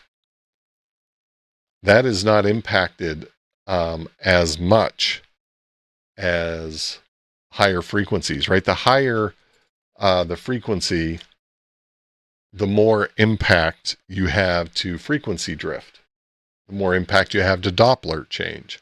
So, one way to combat that is to make sure you're putting your 70 centimeter radio, make your 818 your 70 centimeter radio. And then, of course, that's why I had to implement the RIT control here. Now, if you wanted to, if you were a masochist and you wanted to, you could control the both of the radios from the Cardputer alone, right? So I could sit here and cycle through and change frequencies if I wanted, right? I can change how coarse the frequency change is as well. So I can either turn on cat control or I can do it manually. So let me turn off cat control, and then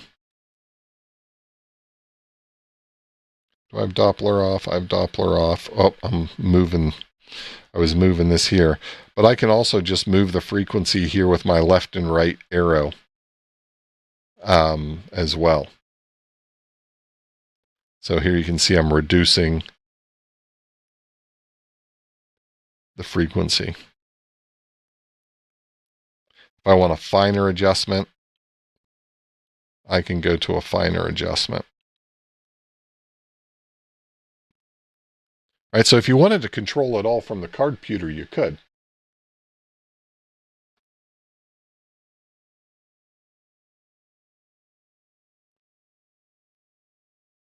Let's see.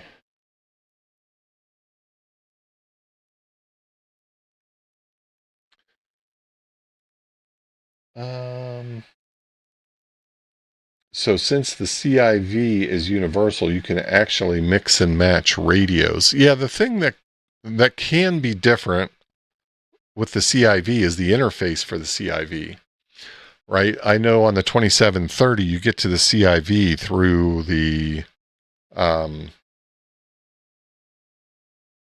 connector on the head of the radio, right?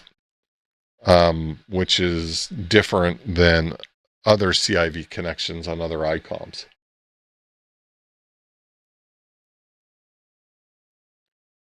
Overland Amateur Radio checking in.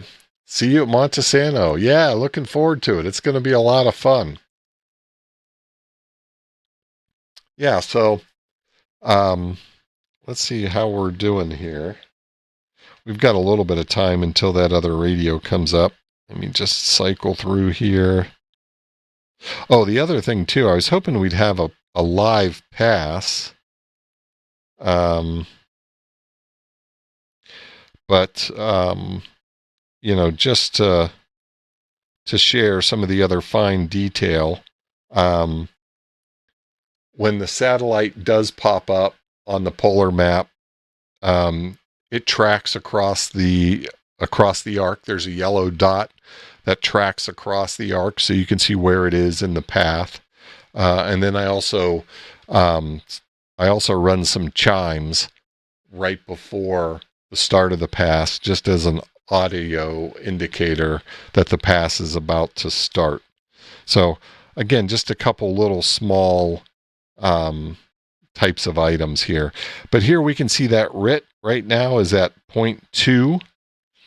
I'll go ahead and I'll turn this thing off.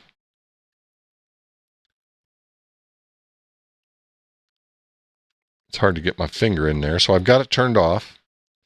I'll turn it back on.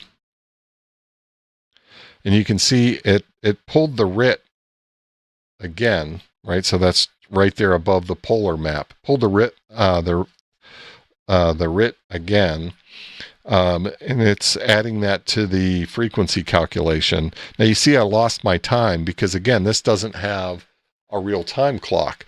Now it has a really accurate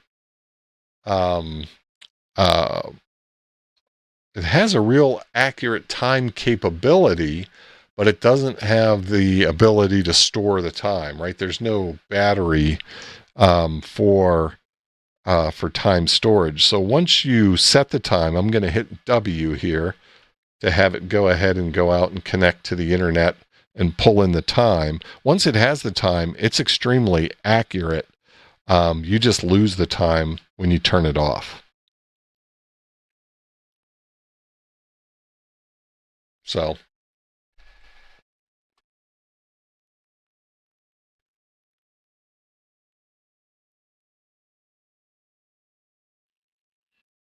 yeah, we're still 5 minutes away before that AOS turns red for JO97.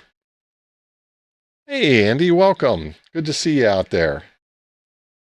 Are you using any libraries for the display?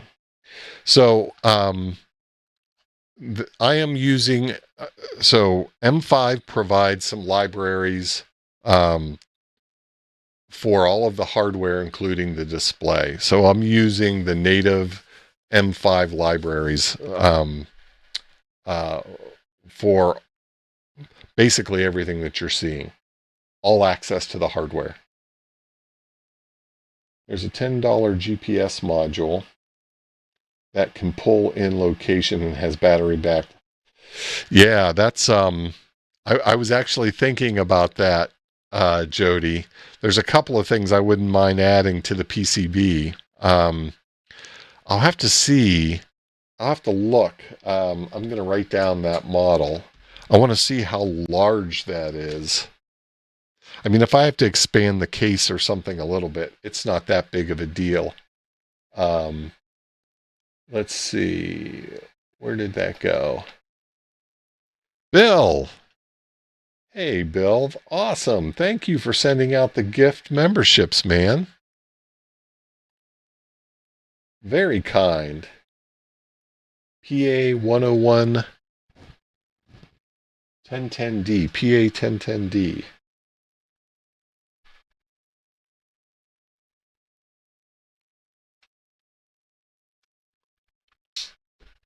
Bill, that's awesome. I appreciate it, man. Thank you so much. Congratulations to everybody who got the gift membership.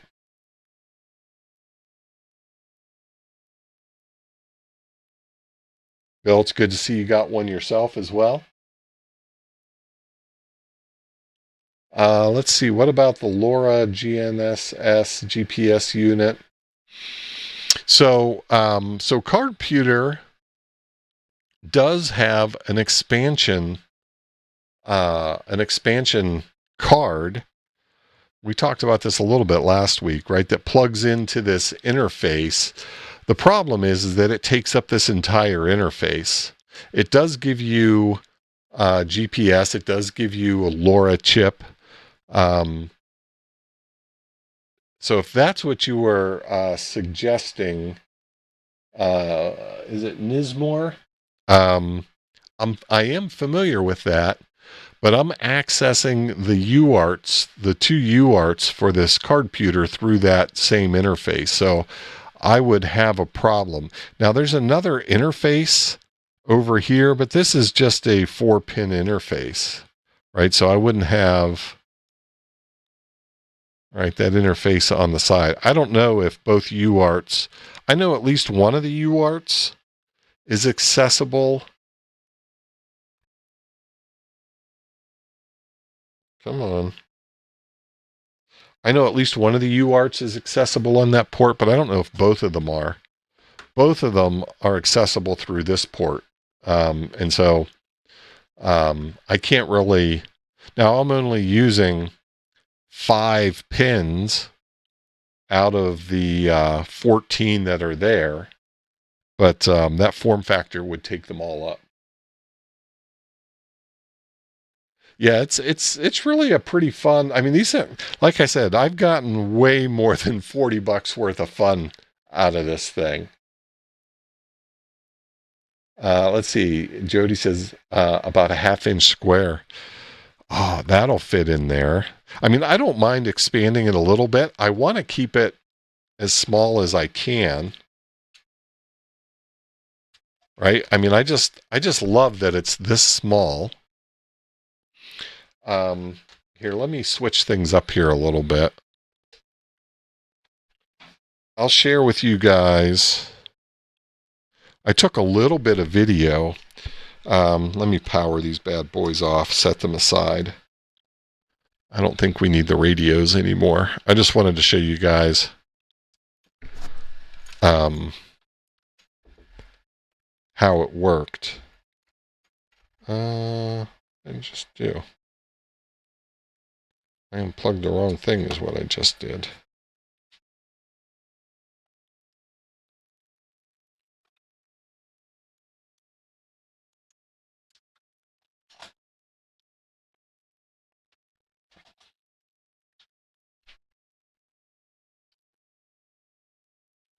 All right, let me see here. Let me get my keyboard hooked back up. Let me get this battery out of the way. I took a little bit of video operating. Let me go ahead and turn this sucker off. Let me see if I can find that video here real quick.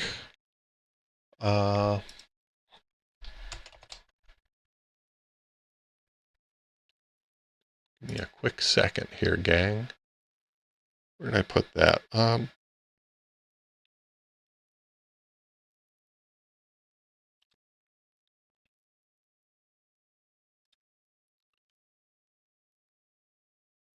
No, I don't have it there.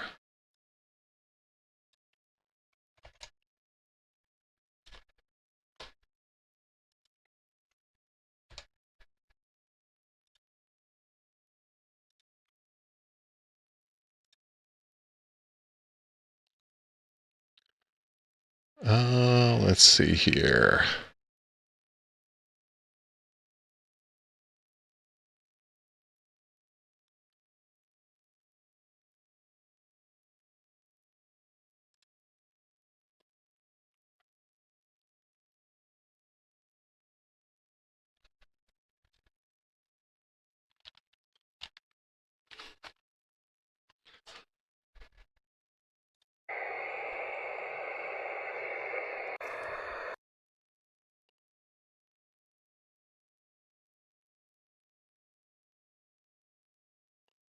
Let's see, is this the one? It's not the one I want.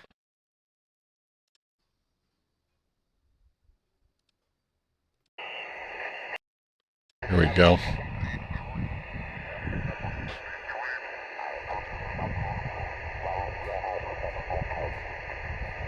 So you can kind of see how I've got it configured.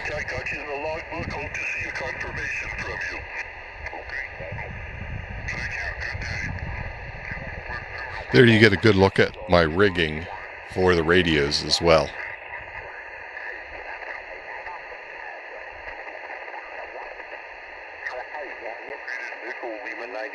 in Miami.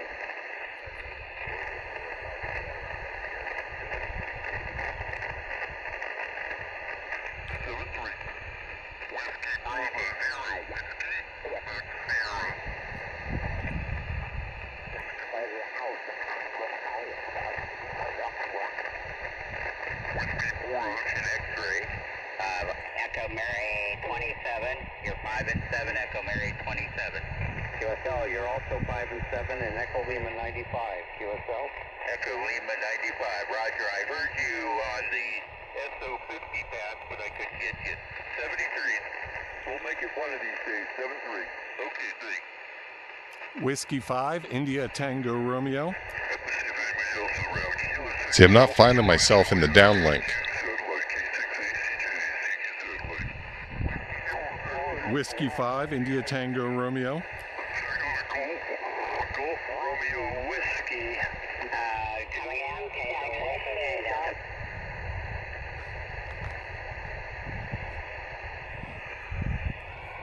But, you know, some of the things that you're just thankful for out of the gate is, first of all, it's not introducing any interference, right? My,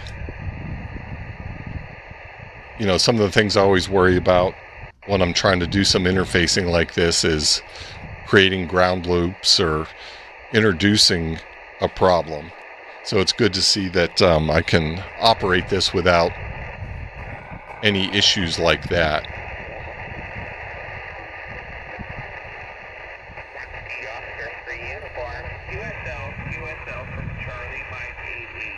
Now I was trying a couple of different things, right? Because I couldn't find myself in the downlink, I turned off the Doppler correction for a bit, and I was just trying to hunt manually.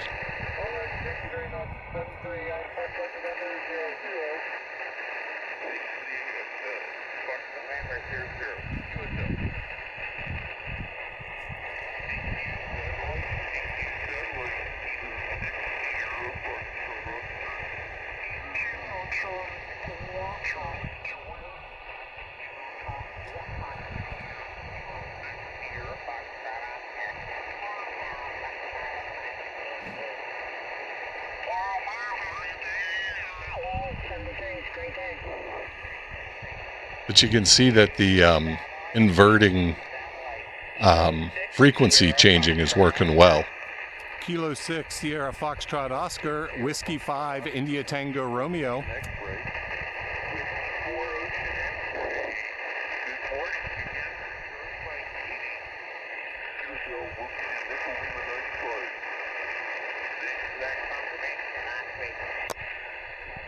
a good day.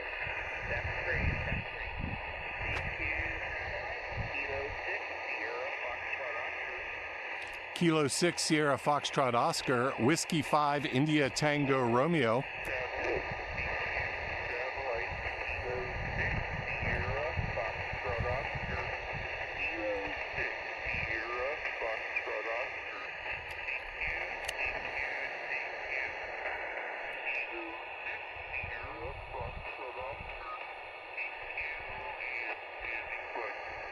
Kilo 6, Sierra Foxtrot Oscar, Whiskey 5, India Tango Romeo, Echo Mike 13.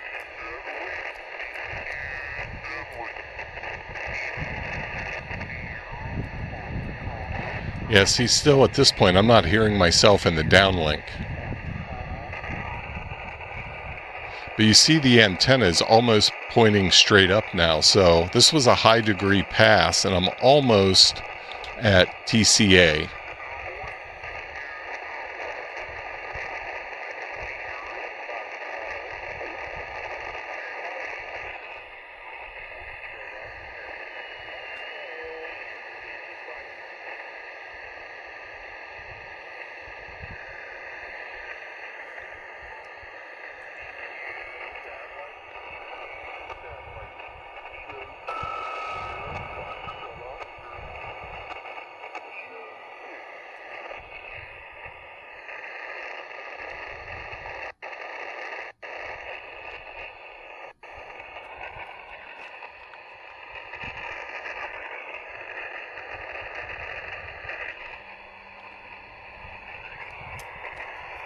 Hey, Eric, welcome.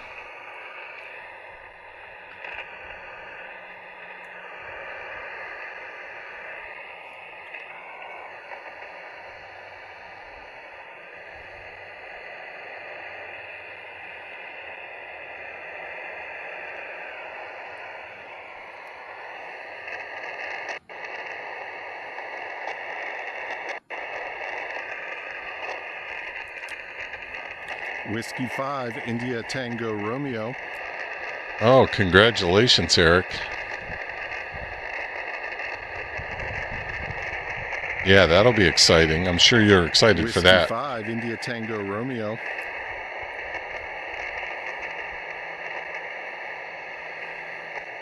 Yeah, Eric, I was talking a little bit earlier here how I was having trouble finding myself in the downlink.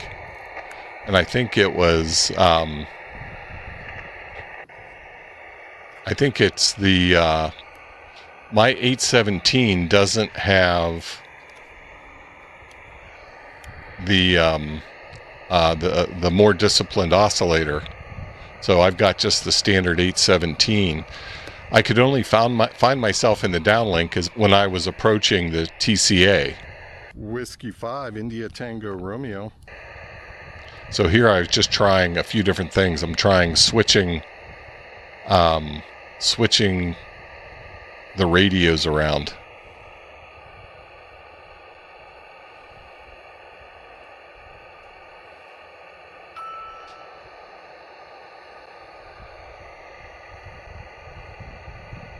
That ding is whenever I turn on cat control. Whiskey 5, India Tango Romeo. Trying to think, there's a spot in here.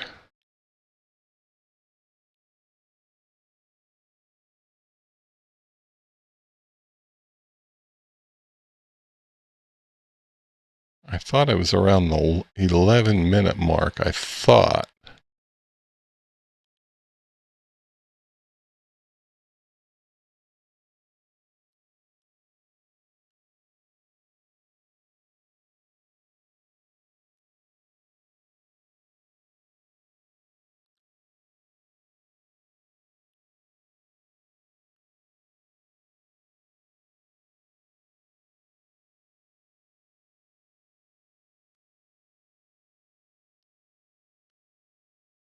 Had to be a little bit early. I was trying to find the spot where I finally found myself in the downlink. But like I said, it was only whenever I was almost at the midpoint or high point of the pass.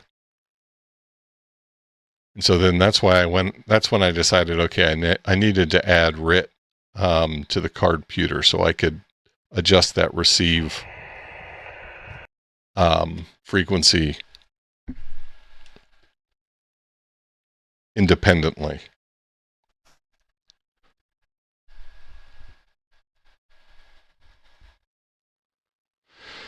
Yeah, I saw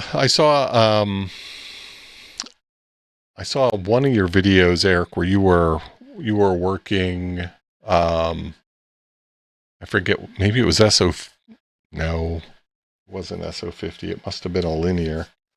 You were,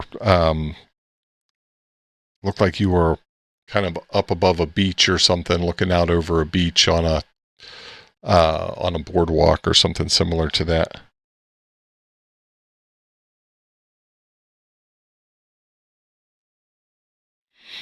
Yeah, interesting. A lot of the prediction software is off a bit. Yeah, mine is running very, very, very, very close, if not the same as ISS detector. I should fire up my SAT box and compare it to the SAT box, but that's so we were talking earlier, Eric. So one of the things I added to the Cardputer was a RIT control. So I think that's going to make a big difference for me.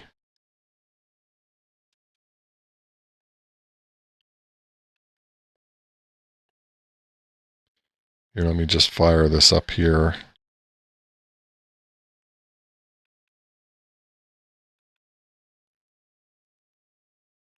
We've got that, I don't know if it'll show up or not, but you guys, well, you can see there's something red. So you see the time has turned red on the display. That lets me know I'm within 5 minutes of the pass starting. I don't know, does that show up? Can't really see the, well, it's funny, the green text is blowing right through, but you can't really see the polar map. Like I said, it looks great in person. It's just small.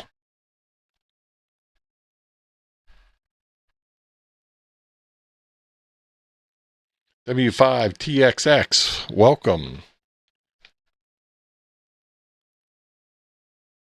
Oh, you have one back in Singapore. Cool. Yeah, that's what got me interested in this at all, right? Tim had mentioned that CardSat software, and so he wanted to do a little project with this, and that's why I even bought this. But he got busy with some other stuff, and he said, go ahead and play with it. So that's when I decided to try to make something. And I've been having just a blast with it. Yeah, so tonight we talked Huntsville Hamfest to death. I think we talked about everything that's coming up next week. I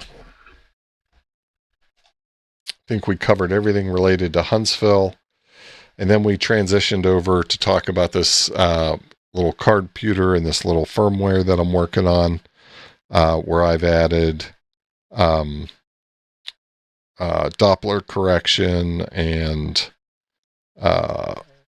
RIT control and a few other features to that since last week.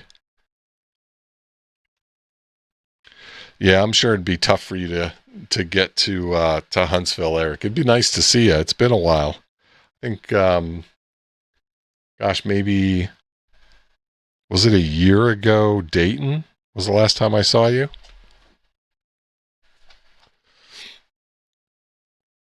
Been a little while. Oh, I don't know if you guys could hear that. There's just a little chime that went off to let me know that the pass has started.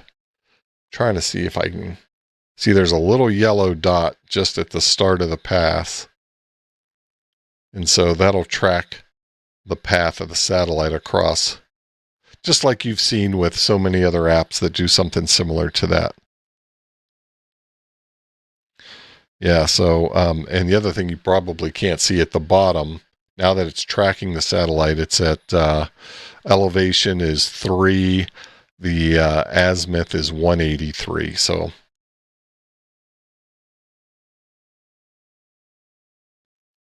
Fun stuff. Yeah, it's Cardputer for SAT work, that's right. So this, you can see there's got a couple little TRS ports, so you can plug in two 817 or 818s or an 1817 pair, and this will do cat control. for those radios. So it's set up. You can use the Wi-Fi that's part of the ADV functionality to go out to Celeste Track. It pulls the latest OMM data, does the calculations, and lets you do past predictions and all those types of things. All those things that everybody's doing with their tracking software these days.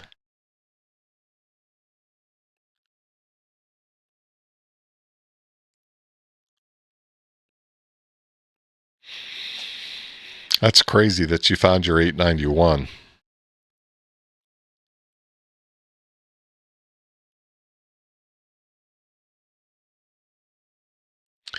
A Pi Pico. I mean, one of the other things I mean, Jody's got the best answer, right? I was thinking about putting an RTC on the PCB, right? So the next step is to replace this manual wiring here with a little PCB board.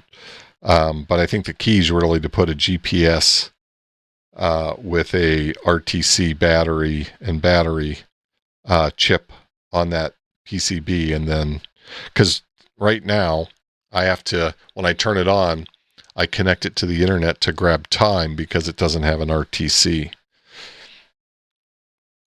So having a, now the other thing I'd have to really be careful of is making sure that I'm turning that GPS off, right? Letting it get a lock, grab the time, and then put that thing to sleep so it doesn't just chew through battery. I'll have to talk to Stavros. I know he's done some great things with managing the time clock or managing the GPS on the Meshtastic devices. Could ask him for some tips on how to do that. Would you say, Eric, stuff from the neighbor's home was found a city over? That is crazy.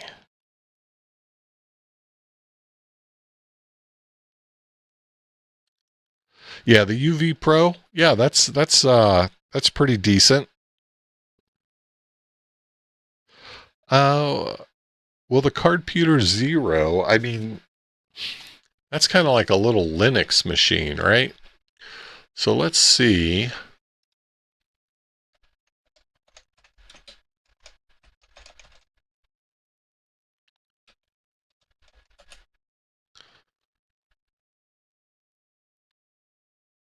Let's see.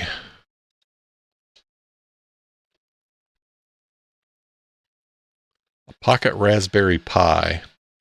So here's what I mean, this is definitely cool.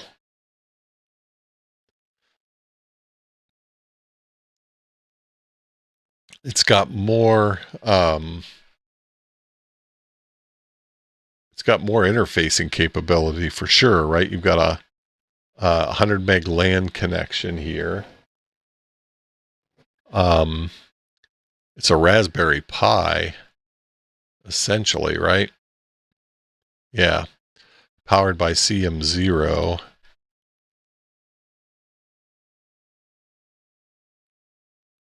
You get all these different modules it works with, which is cool. Small, it's thicker. It's definitely thicker than the ADV. Love how they put a guy in a hoodie here.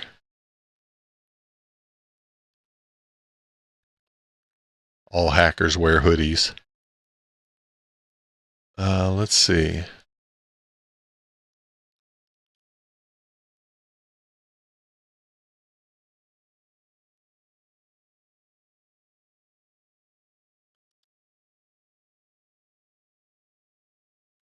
So it looks like it's going to have a similar EXT type port.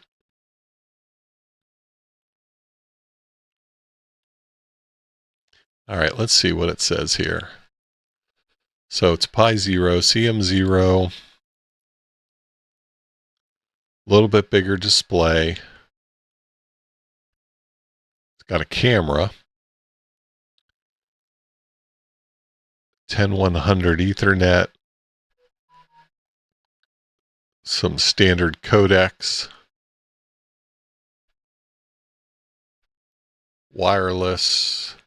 I was pretty impressed that I was outside in my driveway, but I was impressed. Oh wow, look at that. You guys aren't even seeing. I thought I went to the browser. Sorry guys. I was impressed that this could reach the house Wi-Fi, or the house Wi-Fi could reach it, I guess.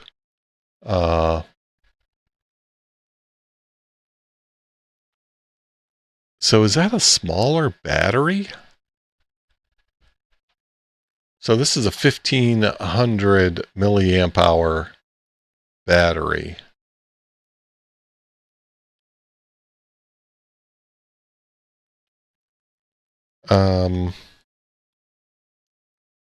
Okay, it does have a real-time chip. That's good. I'm curious here, though. Does that have a smaller battery? I was thinking the ADV had a... Well, let's see.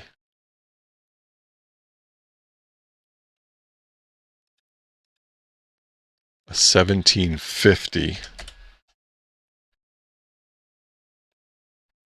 Let's see.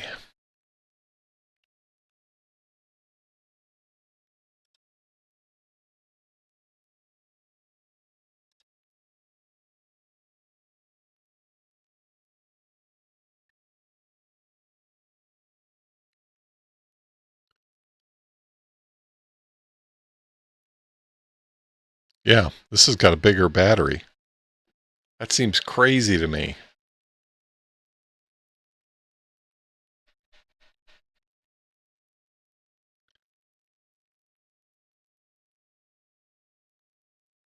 That seems crazy to me.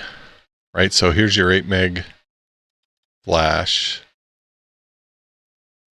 Got your micro SD. I can't believe this has more battery than the...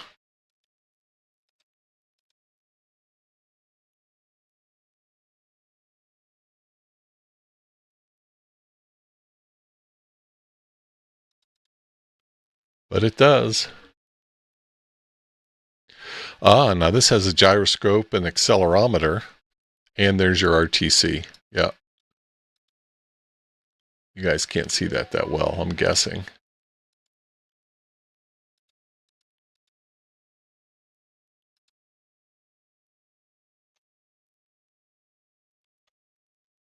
So this would actually, you'd be able to really kind of mimic,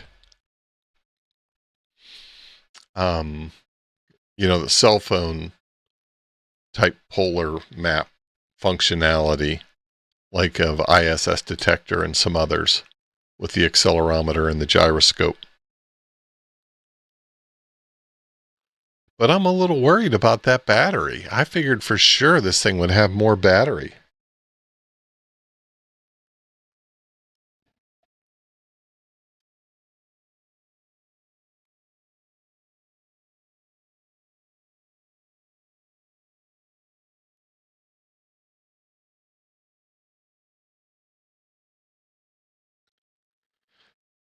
All right, what'd you say here, Jody? Pi computer module options for software serial on the EXT point are more limited. That's why I chose the SPI pins. Gotcha. Yeah, that makes sense. Could you run FT8 on something like that?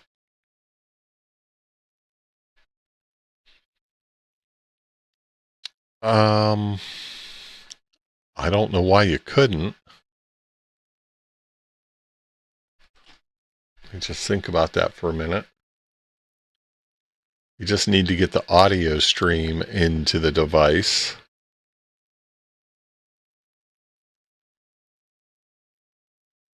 Yeah, I don't know why you couldn't.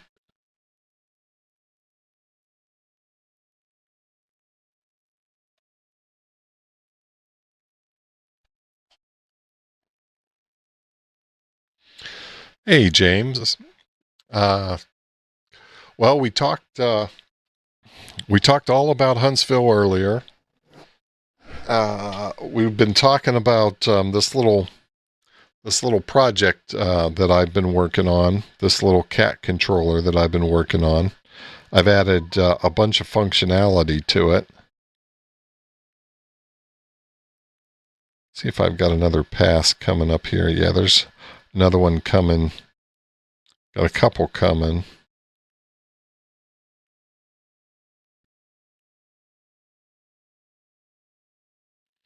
RS-44s within 5 minutes. That'd be another good pass. I know you guys probably can't see that.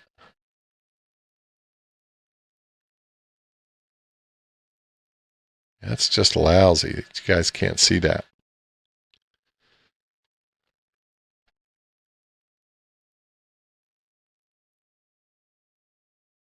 Does it have a TRRS-3? This does. This comes, I think it's just a TRS. There's one on, I think, and I've got it covered up. I'm not using it. I may have been able to use it, but I added two that I'm connecting to the EXT port. But this does have a TRS port. I think it's in one of the corners.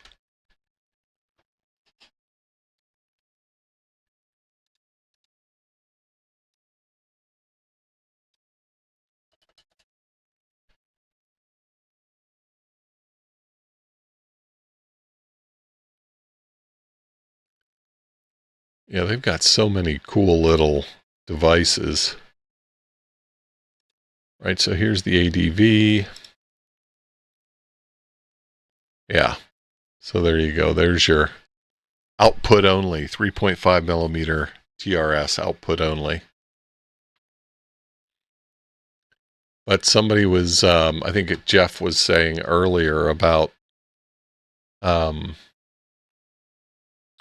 adding an encoder. I've seen where people have taken like one of these Core 3 devices, and I'm thinking they've got an encoder. Let's see if we just search. Yeah. I thought they had an encoder.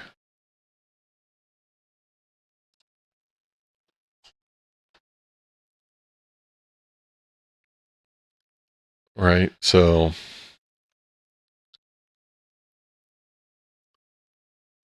I know I've seen these connected to some of their boards. I mean, you've got that I2C port.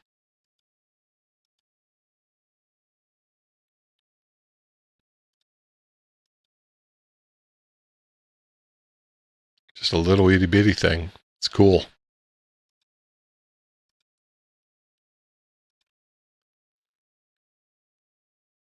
Look at this. An 8 encoder unit. Look at that. How much fun is that? That's cool. For 15 bucks. That's pretty cool. They got so many cool little gadgets. They've got some fun stuff. Yeah, here's that LoRa expansion. Right, this has GPS and LoRa, but like I said, it takes up that entire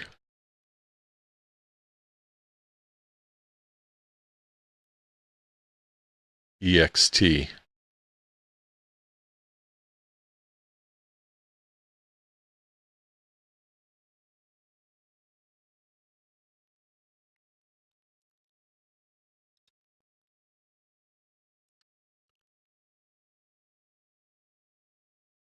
These things are pretty cool, though.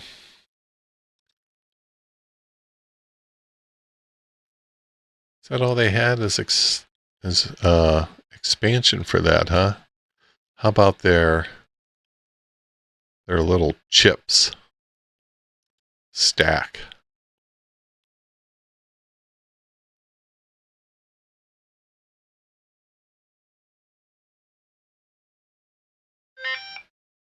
Well, here we go. RS-44. You guys probably can't see that.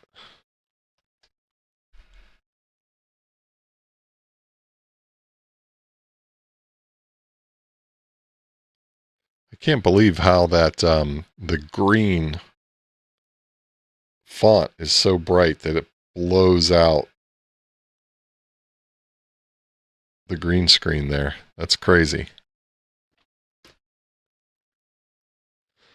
It does have audio too. Yeah. Yep.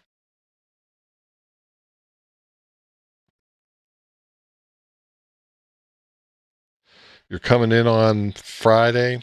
Yeah, I'll be there Wednesday.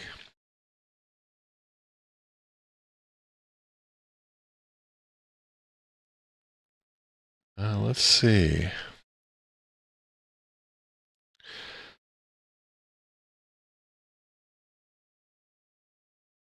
Oh, connecting that to the QM Extra on FT8. Yeah, I'm sure we'll see you up on the mountain, James. It'll be good to see you, man.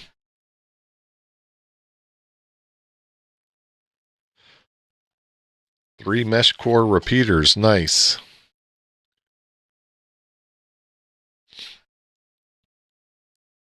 Whereabouts, W5 TXX? Whereabout? I'm assuming you're in Texas. Looks like your icon might have a Texas flag on it. Oh, you're in Dallas. Okay. Well, that's good. I mean, I'm sure you see all the explosion of mesh core stuff in that area then. 30 miles east of Dallas. Okay. Well, that's good. Need to extend that mesh a little bit further that direction. I know I've got a couple holes out here where I'm at to get what I can see here connected to kind of everybody that's in the Fort Worth area.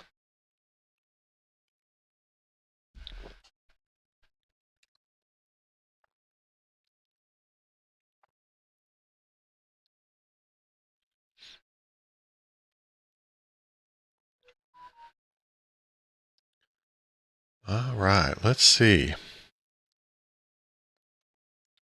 Working with the county EOC to get nodes up on a bunch of county properties. That's awesome. That is awesome.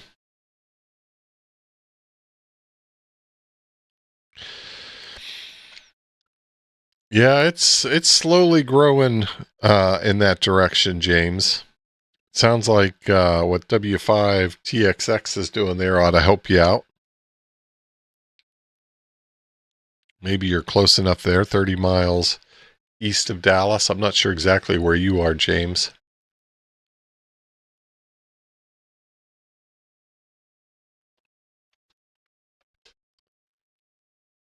I was just scrolling through to see what else might be interesting here.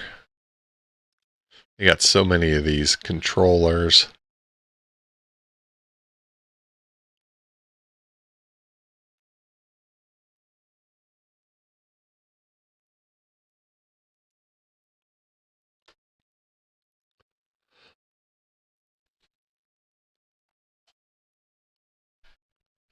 But yeah, I started printing out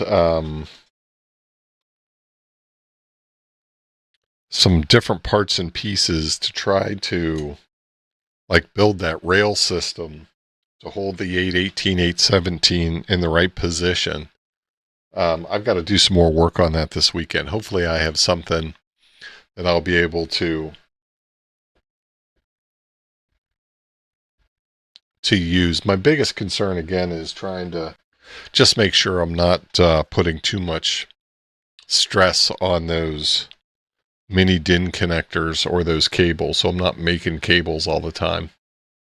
But I think if I get just a little bit of structure back there that I can secure those cables to, it'll give it enough strain relief.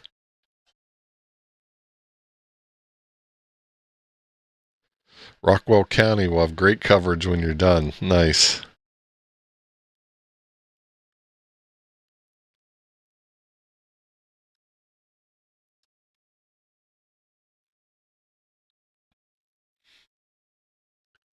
Yeah, I am certainly hoping that I'm able to find one of these Yaesu TCXOs. Here's the generic version that I'm seeing everywhere. I mean, I'm seeing some of them, they're less than like $10. But the problem with these are,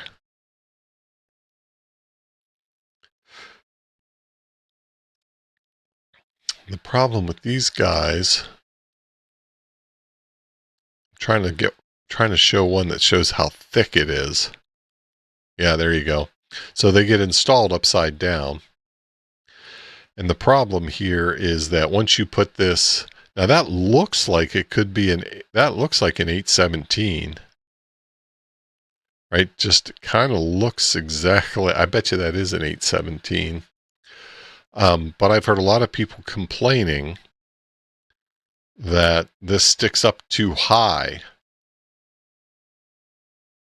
and they can't get the top cover on once they've added this. Now, some people have snipped, you can see how these have these pins, right? I told you guys before that these are, you can see this style doesn't pass clear through.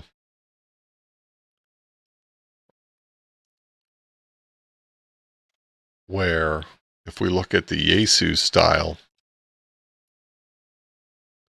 I think these pass clear through. And it's much thinner. I don't know that this actually shows a profile. Doesn't. But that's the problem with these guys, right? Is that a lot of people are saying that they won't fit without modifying your radio. And some of these, I mean, look at this. This is $17. I mean, under 20 bucks, 12 bucks. I mean, you can tell these are the same doggone thing. Yeah, you can see it works with the 857, 897, and the 817.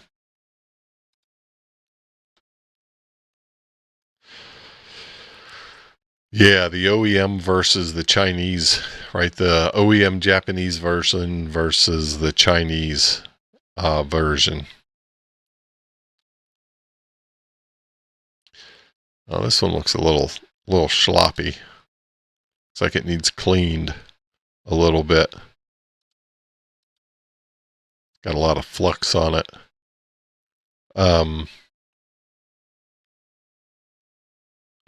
So hopefully I'll be able to find an OEM version. If not, I might buy one of these just to try it.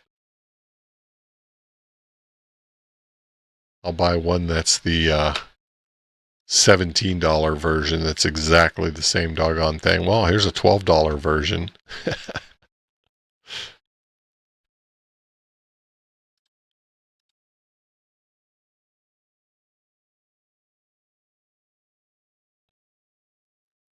So I'm not so sure what's, I guess it's just the cheap part or something, I guess,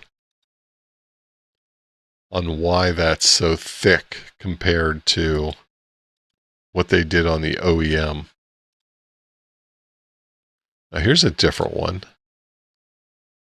What's the dealio with this guy?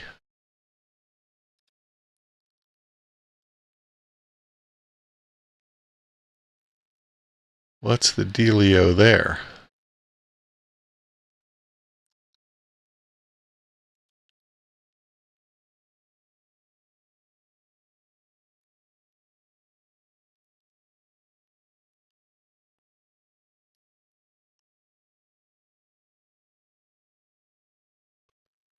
High stability crystal module.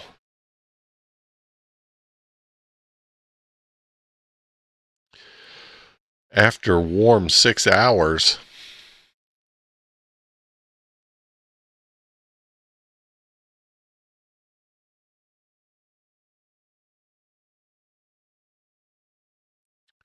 Radio Shack us.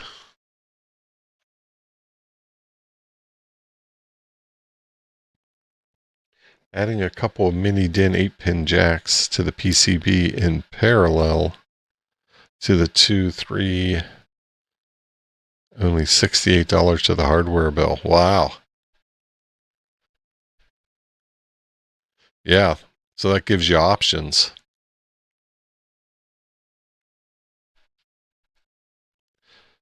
That's interesting. I mean, I do have to say, it's a pain in the behind to solder up those TRS jacks, right? Because that cable, the cable that's inside those, I mean, what is it? It's probably 26, 28 gauge wire. There's like nothing to it.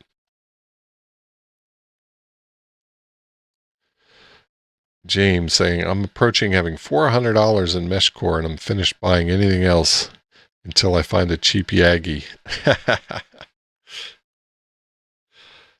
Yeah, I've got a 900 megahertz Yagi. Actually, Dave gave it to me. Mesh dealer Dave gave it to me.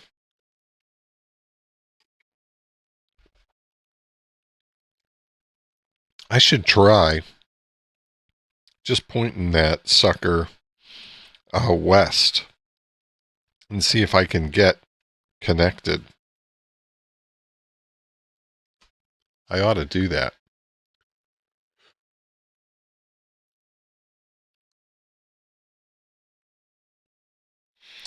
This guy here certainly seems like it might not be as thick. Wish they'd show a profile.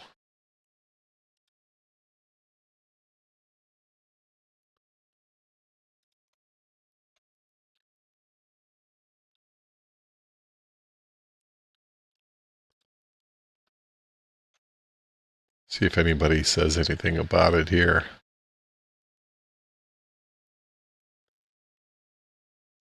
Can you search?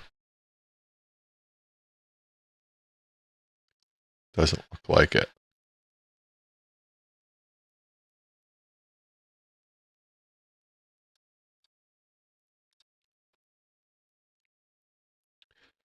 What's the exact center to center distance of the jacks on your enclosure? I'll line up the PCB to match what you built. Well, let's find out.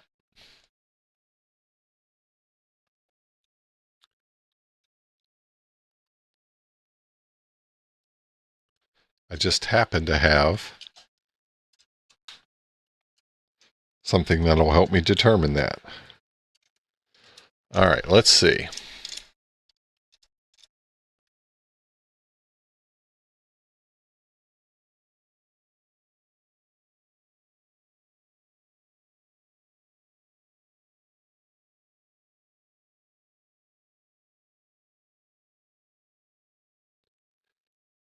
$68 millimeters, center to center.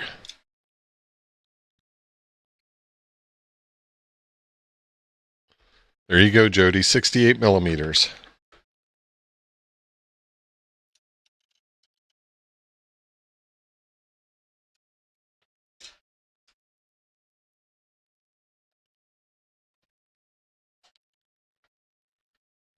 Yeah, very cool.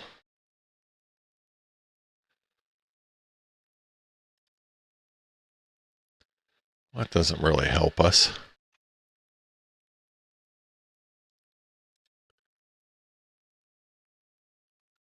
All right, so are these from the same guy? That was, looks like the same pictures. Yeah.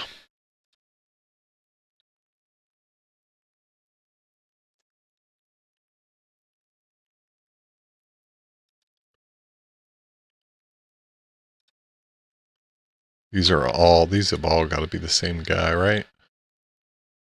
Oh wait, here's another picture. Oh, that's funny.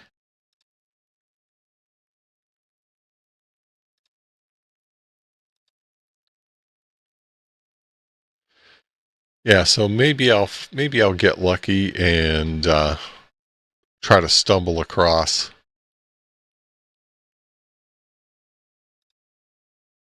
one of these at Huntsville. Feels like if I'm gonna have a shot, oh, this is interesting.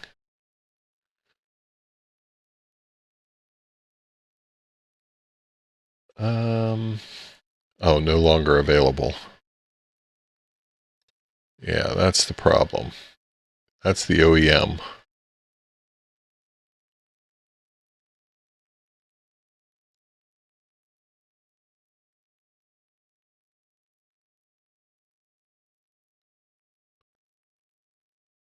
Looks like they have a couple of different versions, or maybe this is the backside. Doesn't look like it though. Interesting. It's adjustable here. From DX Engineering, they don't sell them anymore.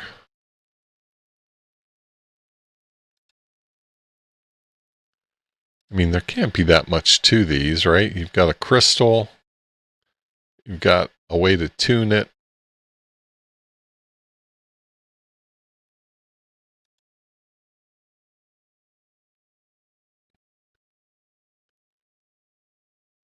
These variable resistors.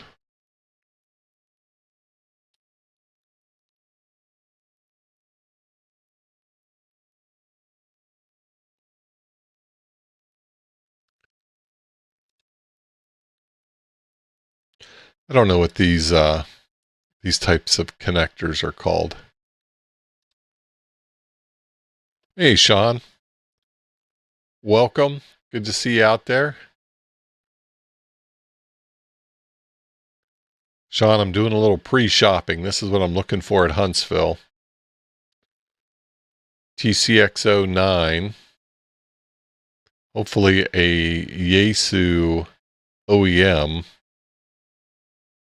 Oh, let's see what they're saying here.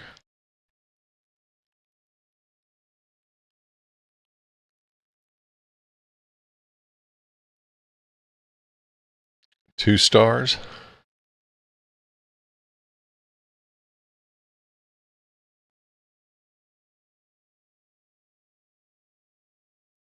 Sounds like some of them are noisy.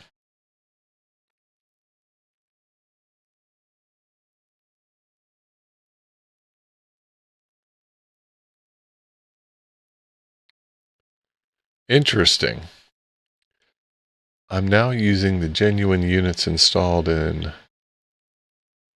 Wait, I have now decided to remove the OEM units, and I'm now using the genuine units installed in the radios because of constant noise levels generated by the OEM units. I have to say the OEMs look good, but they don't work good. Huge noise generated by the crystal. The radio became completely unusable. See, this is what I'm worried about right here.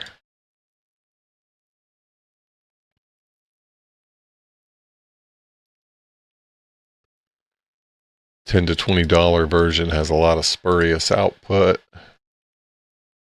I tested 16 pieces, 4 different types from eBay.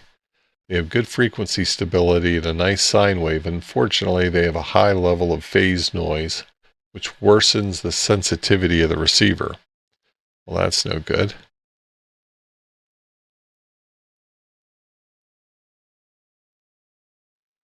The price of the Japanese TCXO is not accidental. How old is this? From 18?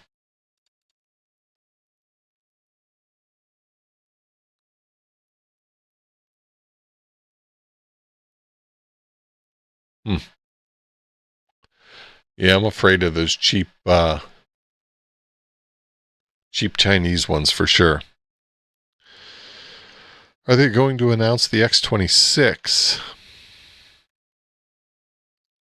They're going to announce. You think it's going to be the replacement?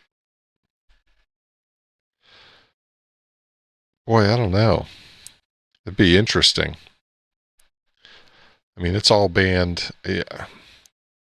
I mean, it feels like they've sold a ton of 9700s. I just don't know. I don't think so, Eric. I don't think they're giving up on the 9700 yet.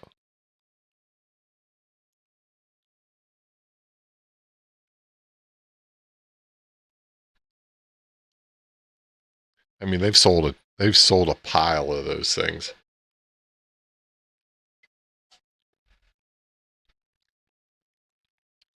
And nobody else has a machine to compete with it, so I don't know why they'd mess with it. Just keep, I mean, these are the years when they really make the money on them.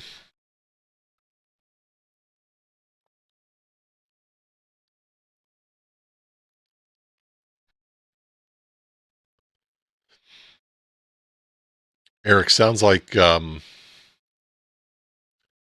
didn't have the ARRL insurance. I don't have it either, but I've heard other people mention that that's been amazing. Yeah. I mean, I don't have it either. I probably should look I should look into it. I don't know what the cost of it is. I am curious now.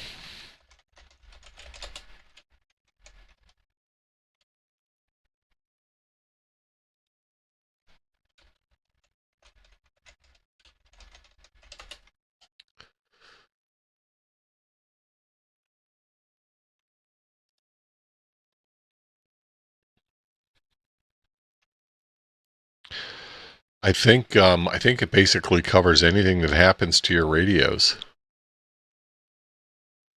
Property covered, including your computers. $50 deductible. Are you kidding me? Minimum premium of $20. Computer equipment, computers, hard drives, theft coverage for towers, antennas, up to $15,000 replacement cost. $40 per $100 of equipment covered.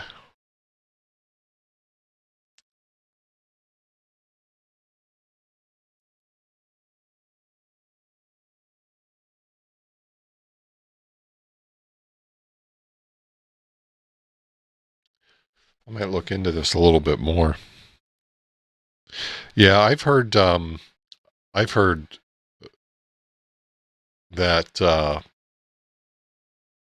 their coverage is amazing, right? In terms of how they handle claims. It's, pretty impressive here. They cover hard drives, computers, printers.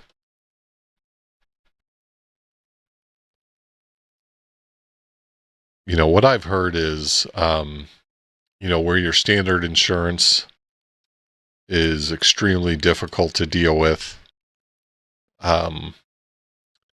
This is supposedly just the direct opposite of that in terms of them paying claims and not having to, fight the hassles that you have to fight with your standard insurance.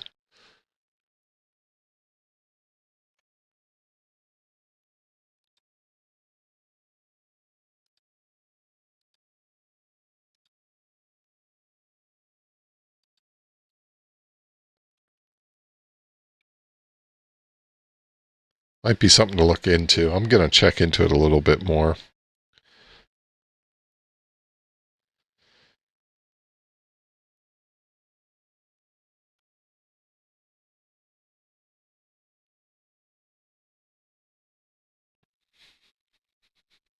Yeah, that renter's insurance usually doesn't go very far. I mean, sometimes it'll give you some coverage for stuff in your vehicle.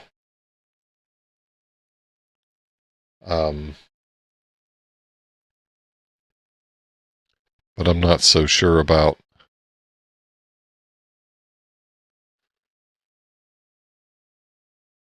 some of the other stuff.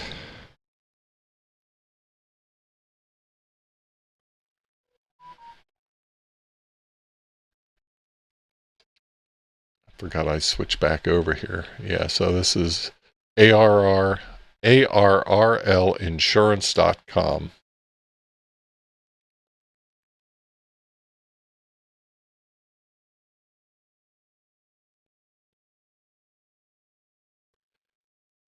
Ham radios and related equipment, including computers. Theft from your unattended vehicle as well.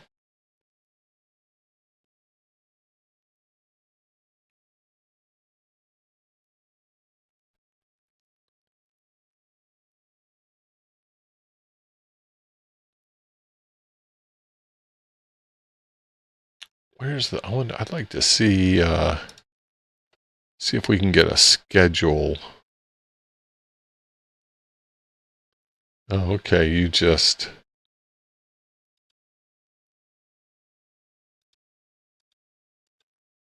are these all free form? It appears they are. So you just list out your equipment and the value. Where's the asterisk?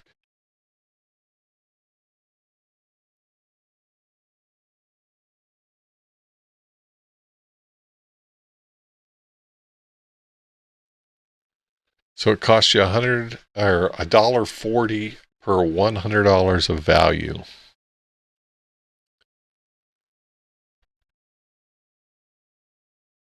All losses are settled on a replacement cost value. Which, you know, for radios, that's almost the same. It's almost full retail with how crazy radios are. Replacement cost is the full cost to repair or replace the damaged property, or actual cost to reproduce property with other property of equivalent kind and quality. Deductible $50 per claim. Protect the following described property against all risks of direct physical loss or damage due to policy or damage subject to policy exclusions. Where's the exclusions? I'm sure they have some force majeure stuff in there.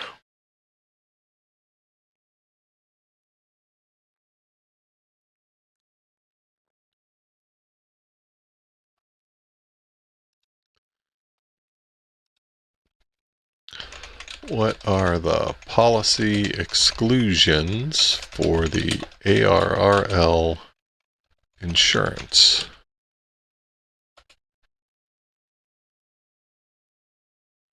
Viruses, bacteria, really? I don't trust Copilot. I hate Copilot. All right, let's see. Let's go to Google.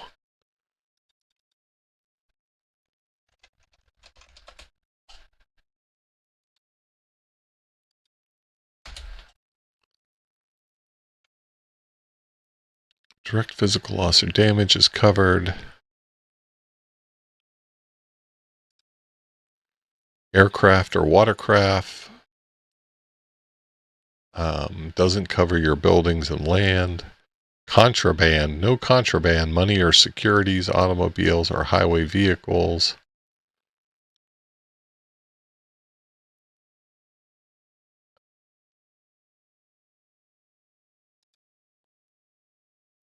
All right, let's see.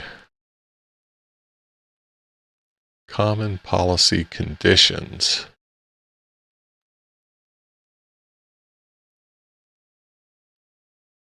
Virus or bacteria exclusions. That's crazy. Oh, fungus. Okay. Terrorism loss.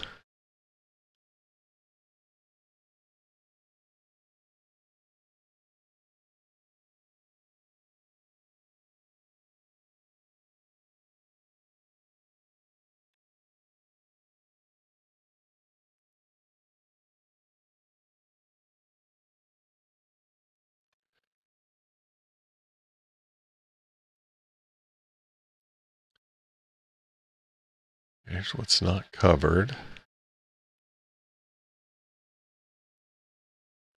Covered extensions.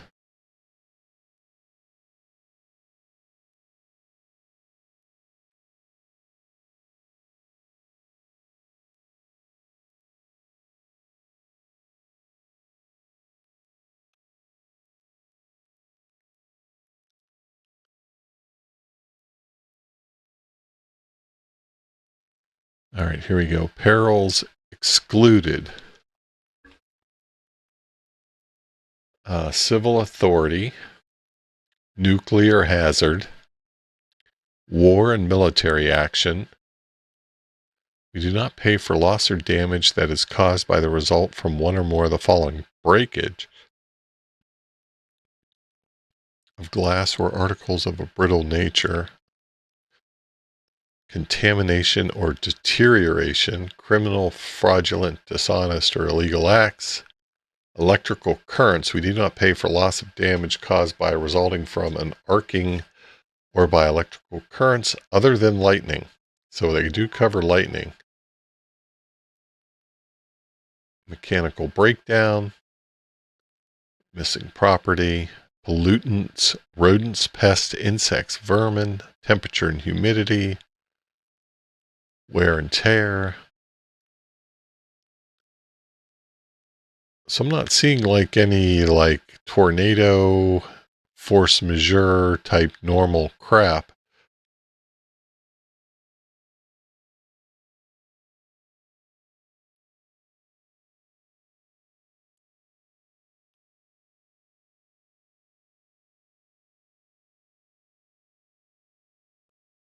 Interesting.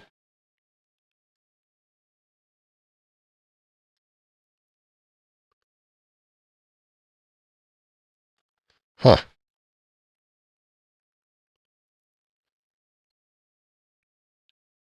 Yeah. I remember somebody talking about this a few years ago.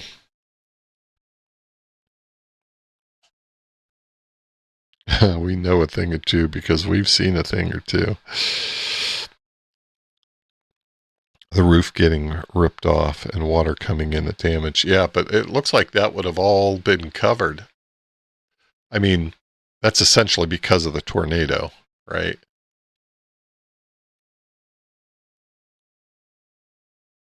I mean, I think it's pretty reasonable in terms of their exclusions. A lot better than I would have expected.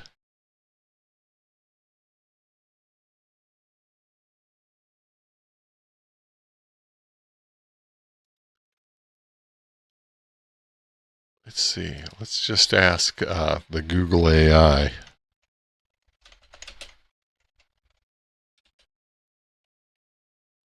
Loss due to extreme weather. Policy covers sudden, direct physical losses caused by most extreme weather events, but it excludes gradual environmental damage.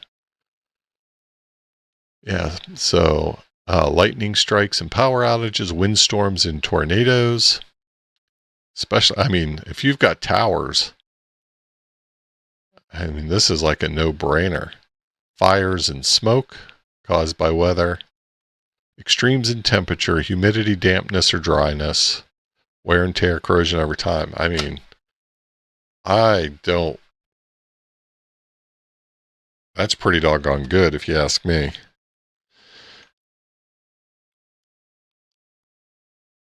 Oh, that's just awful, Eric. It's tough, man.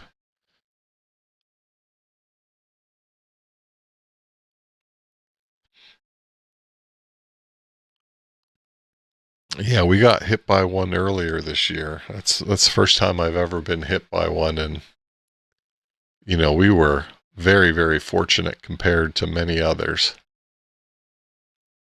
I can't even complain, right? I've got no room to complain. Yeah, this was, I think, EF1, I think, is what they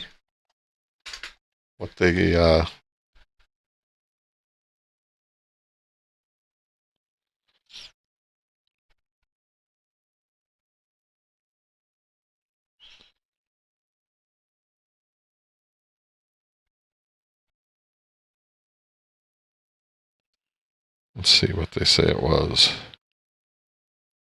Oh, it was an EF2 that came through here.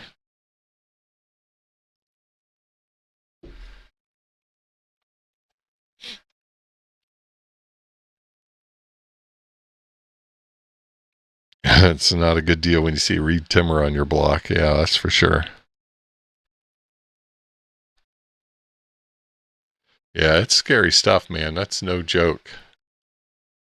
I mean, I've many times went into, the closets or whatever the safe places are in the home. And we did this time as well. But it's the first time that, we had damage. Yeah, I bet it would include Meshtastic equipment, right? If you've got, especially if you've got something like, some of those solar nodes, right? With a solar panel and a high gain antenna, this can get up to $250. So, I'll bet that would be covered, certainly.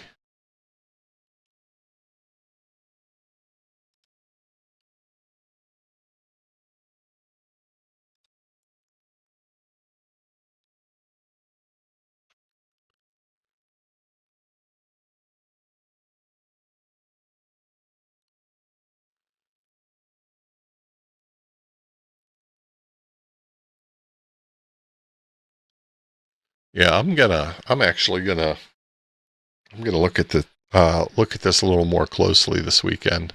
I think this is a pretty impressive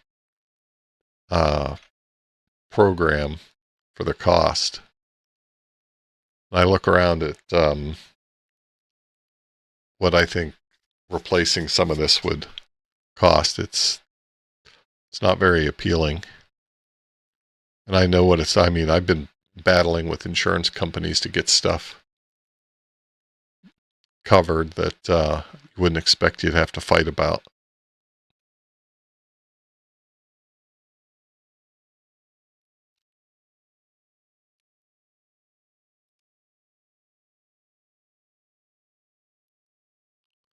Looks like a pretty good deal. I had forgotten all about this. Somebody had talked about it years ago, and I had forgotten all about it. I don't know if it requires you being a member or not. Let's see if we can find it here in the FAQ. I mean, it might require it.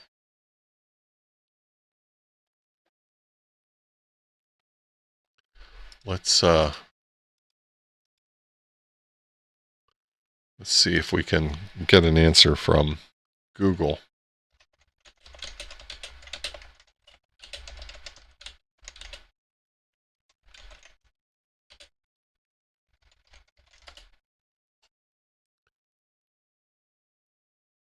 No, you don't have to be an ARRL member. Administered independently by Risk Strategies Company, allowing non-members to apply for and purchase policies at the exact same competitive rates as members.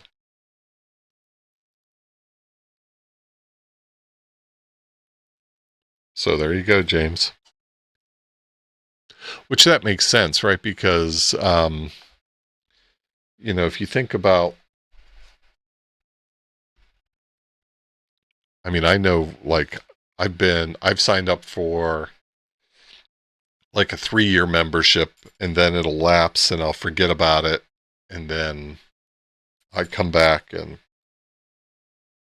sign up again, and that would be pretty crappy if your insurance would lapse because your membership lapsed. Yeah, it doesn't appear that there's any type of you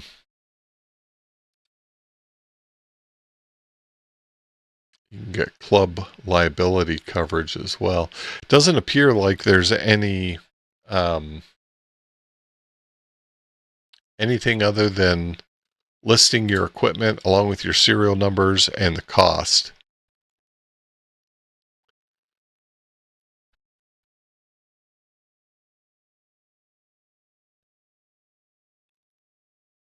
You know, I think, you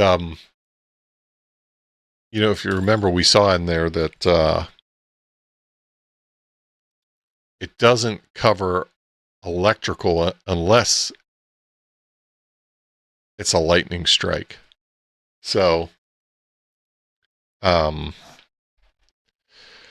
know, you can have proper grounding and still not survive a lightning strike. If you have a direct lightning strike, you're probably not going to survive it anyhow. So that's probably how they manage that, right? Unless it's a lightning strike unless it's a lightning strike, they're not going to pay out.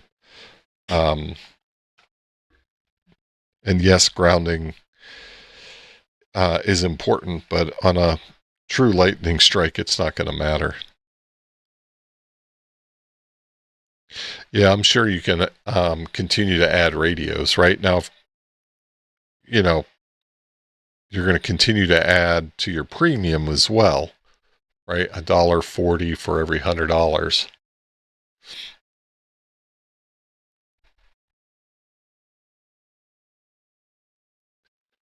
Up to $15,000.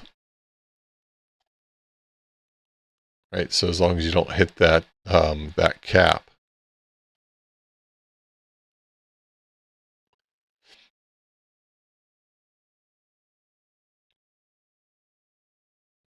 Yeah, looks like a pretty good deal.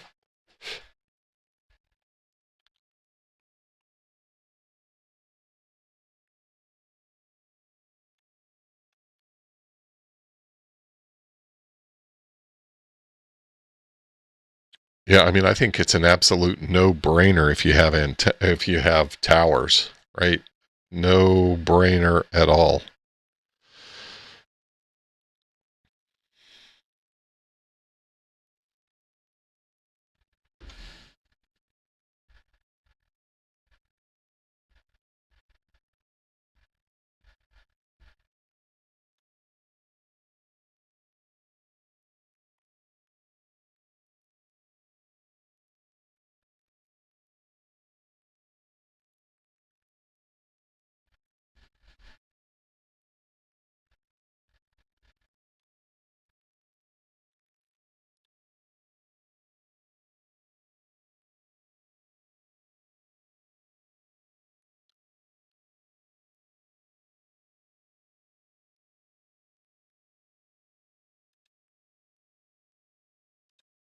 Let's see what they do for clubs. Club liability insurance plan.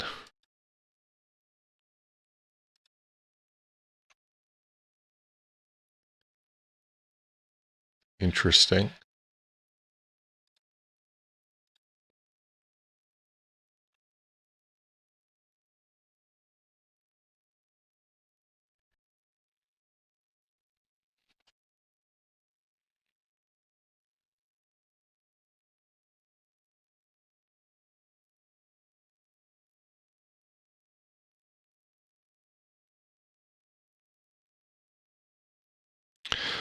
All right. I was just looking, right? If the maximum, let's say you have $15,000 in equipment. So that's the maximum your insurance would be divide that by 100, so that's 150 times $1.40. So your annual insurance for $15,000 worth of equipment is $210.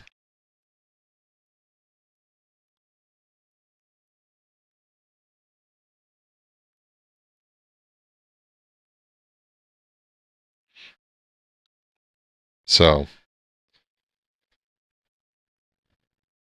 that gives you an idea, right? That's the maximum. That's the top of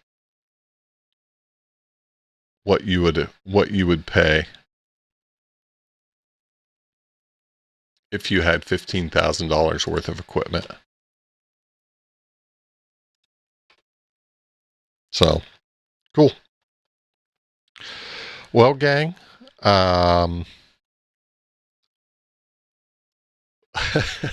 we went to insurance, so didn't have that on my bingo card tonight.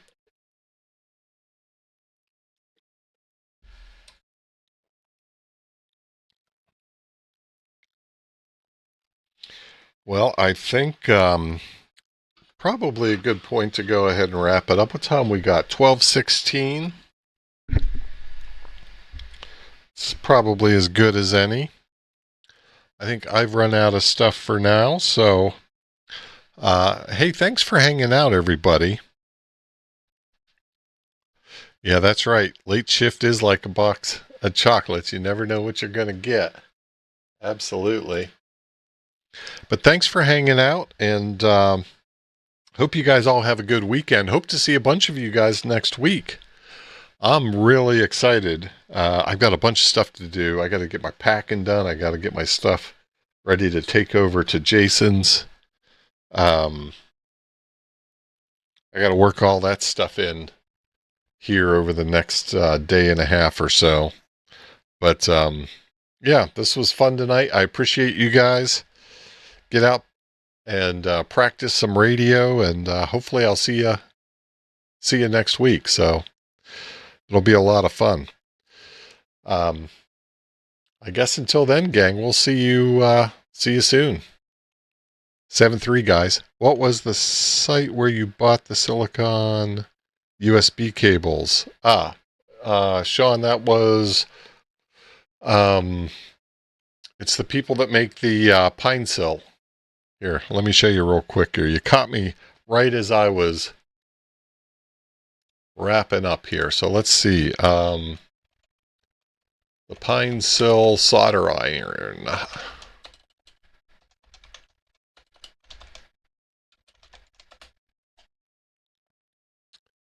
Right here, Pine 64. I love these things. These things are fantastic.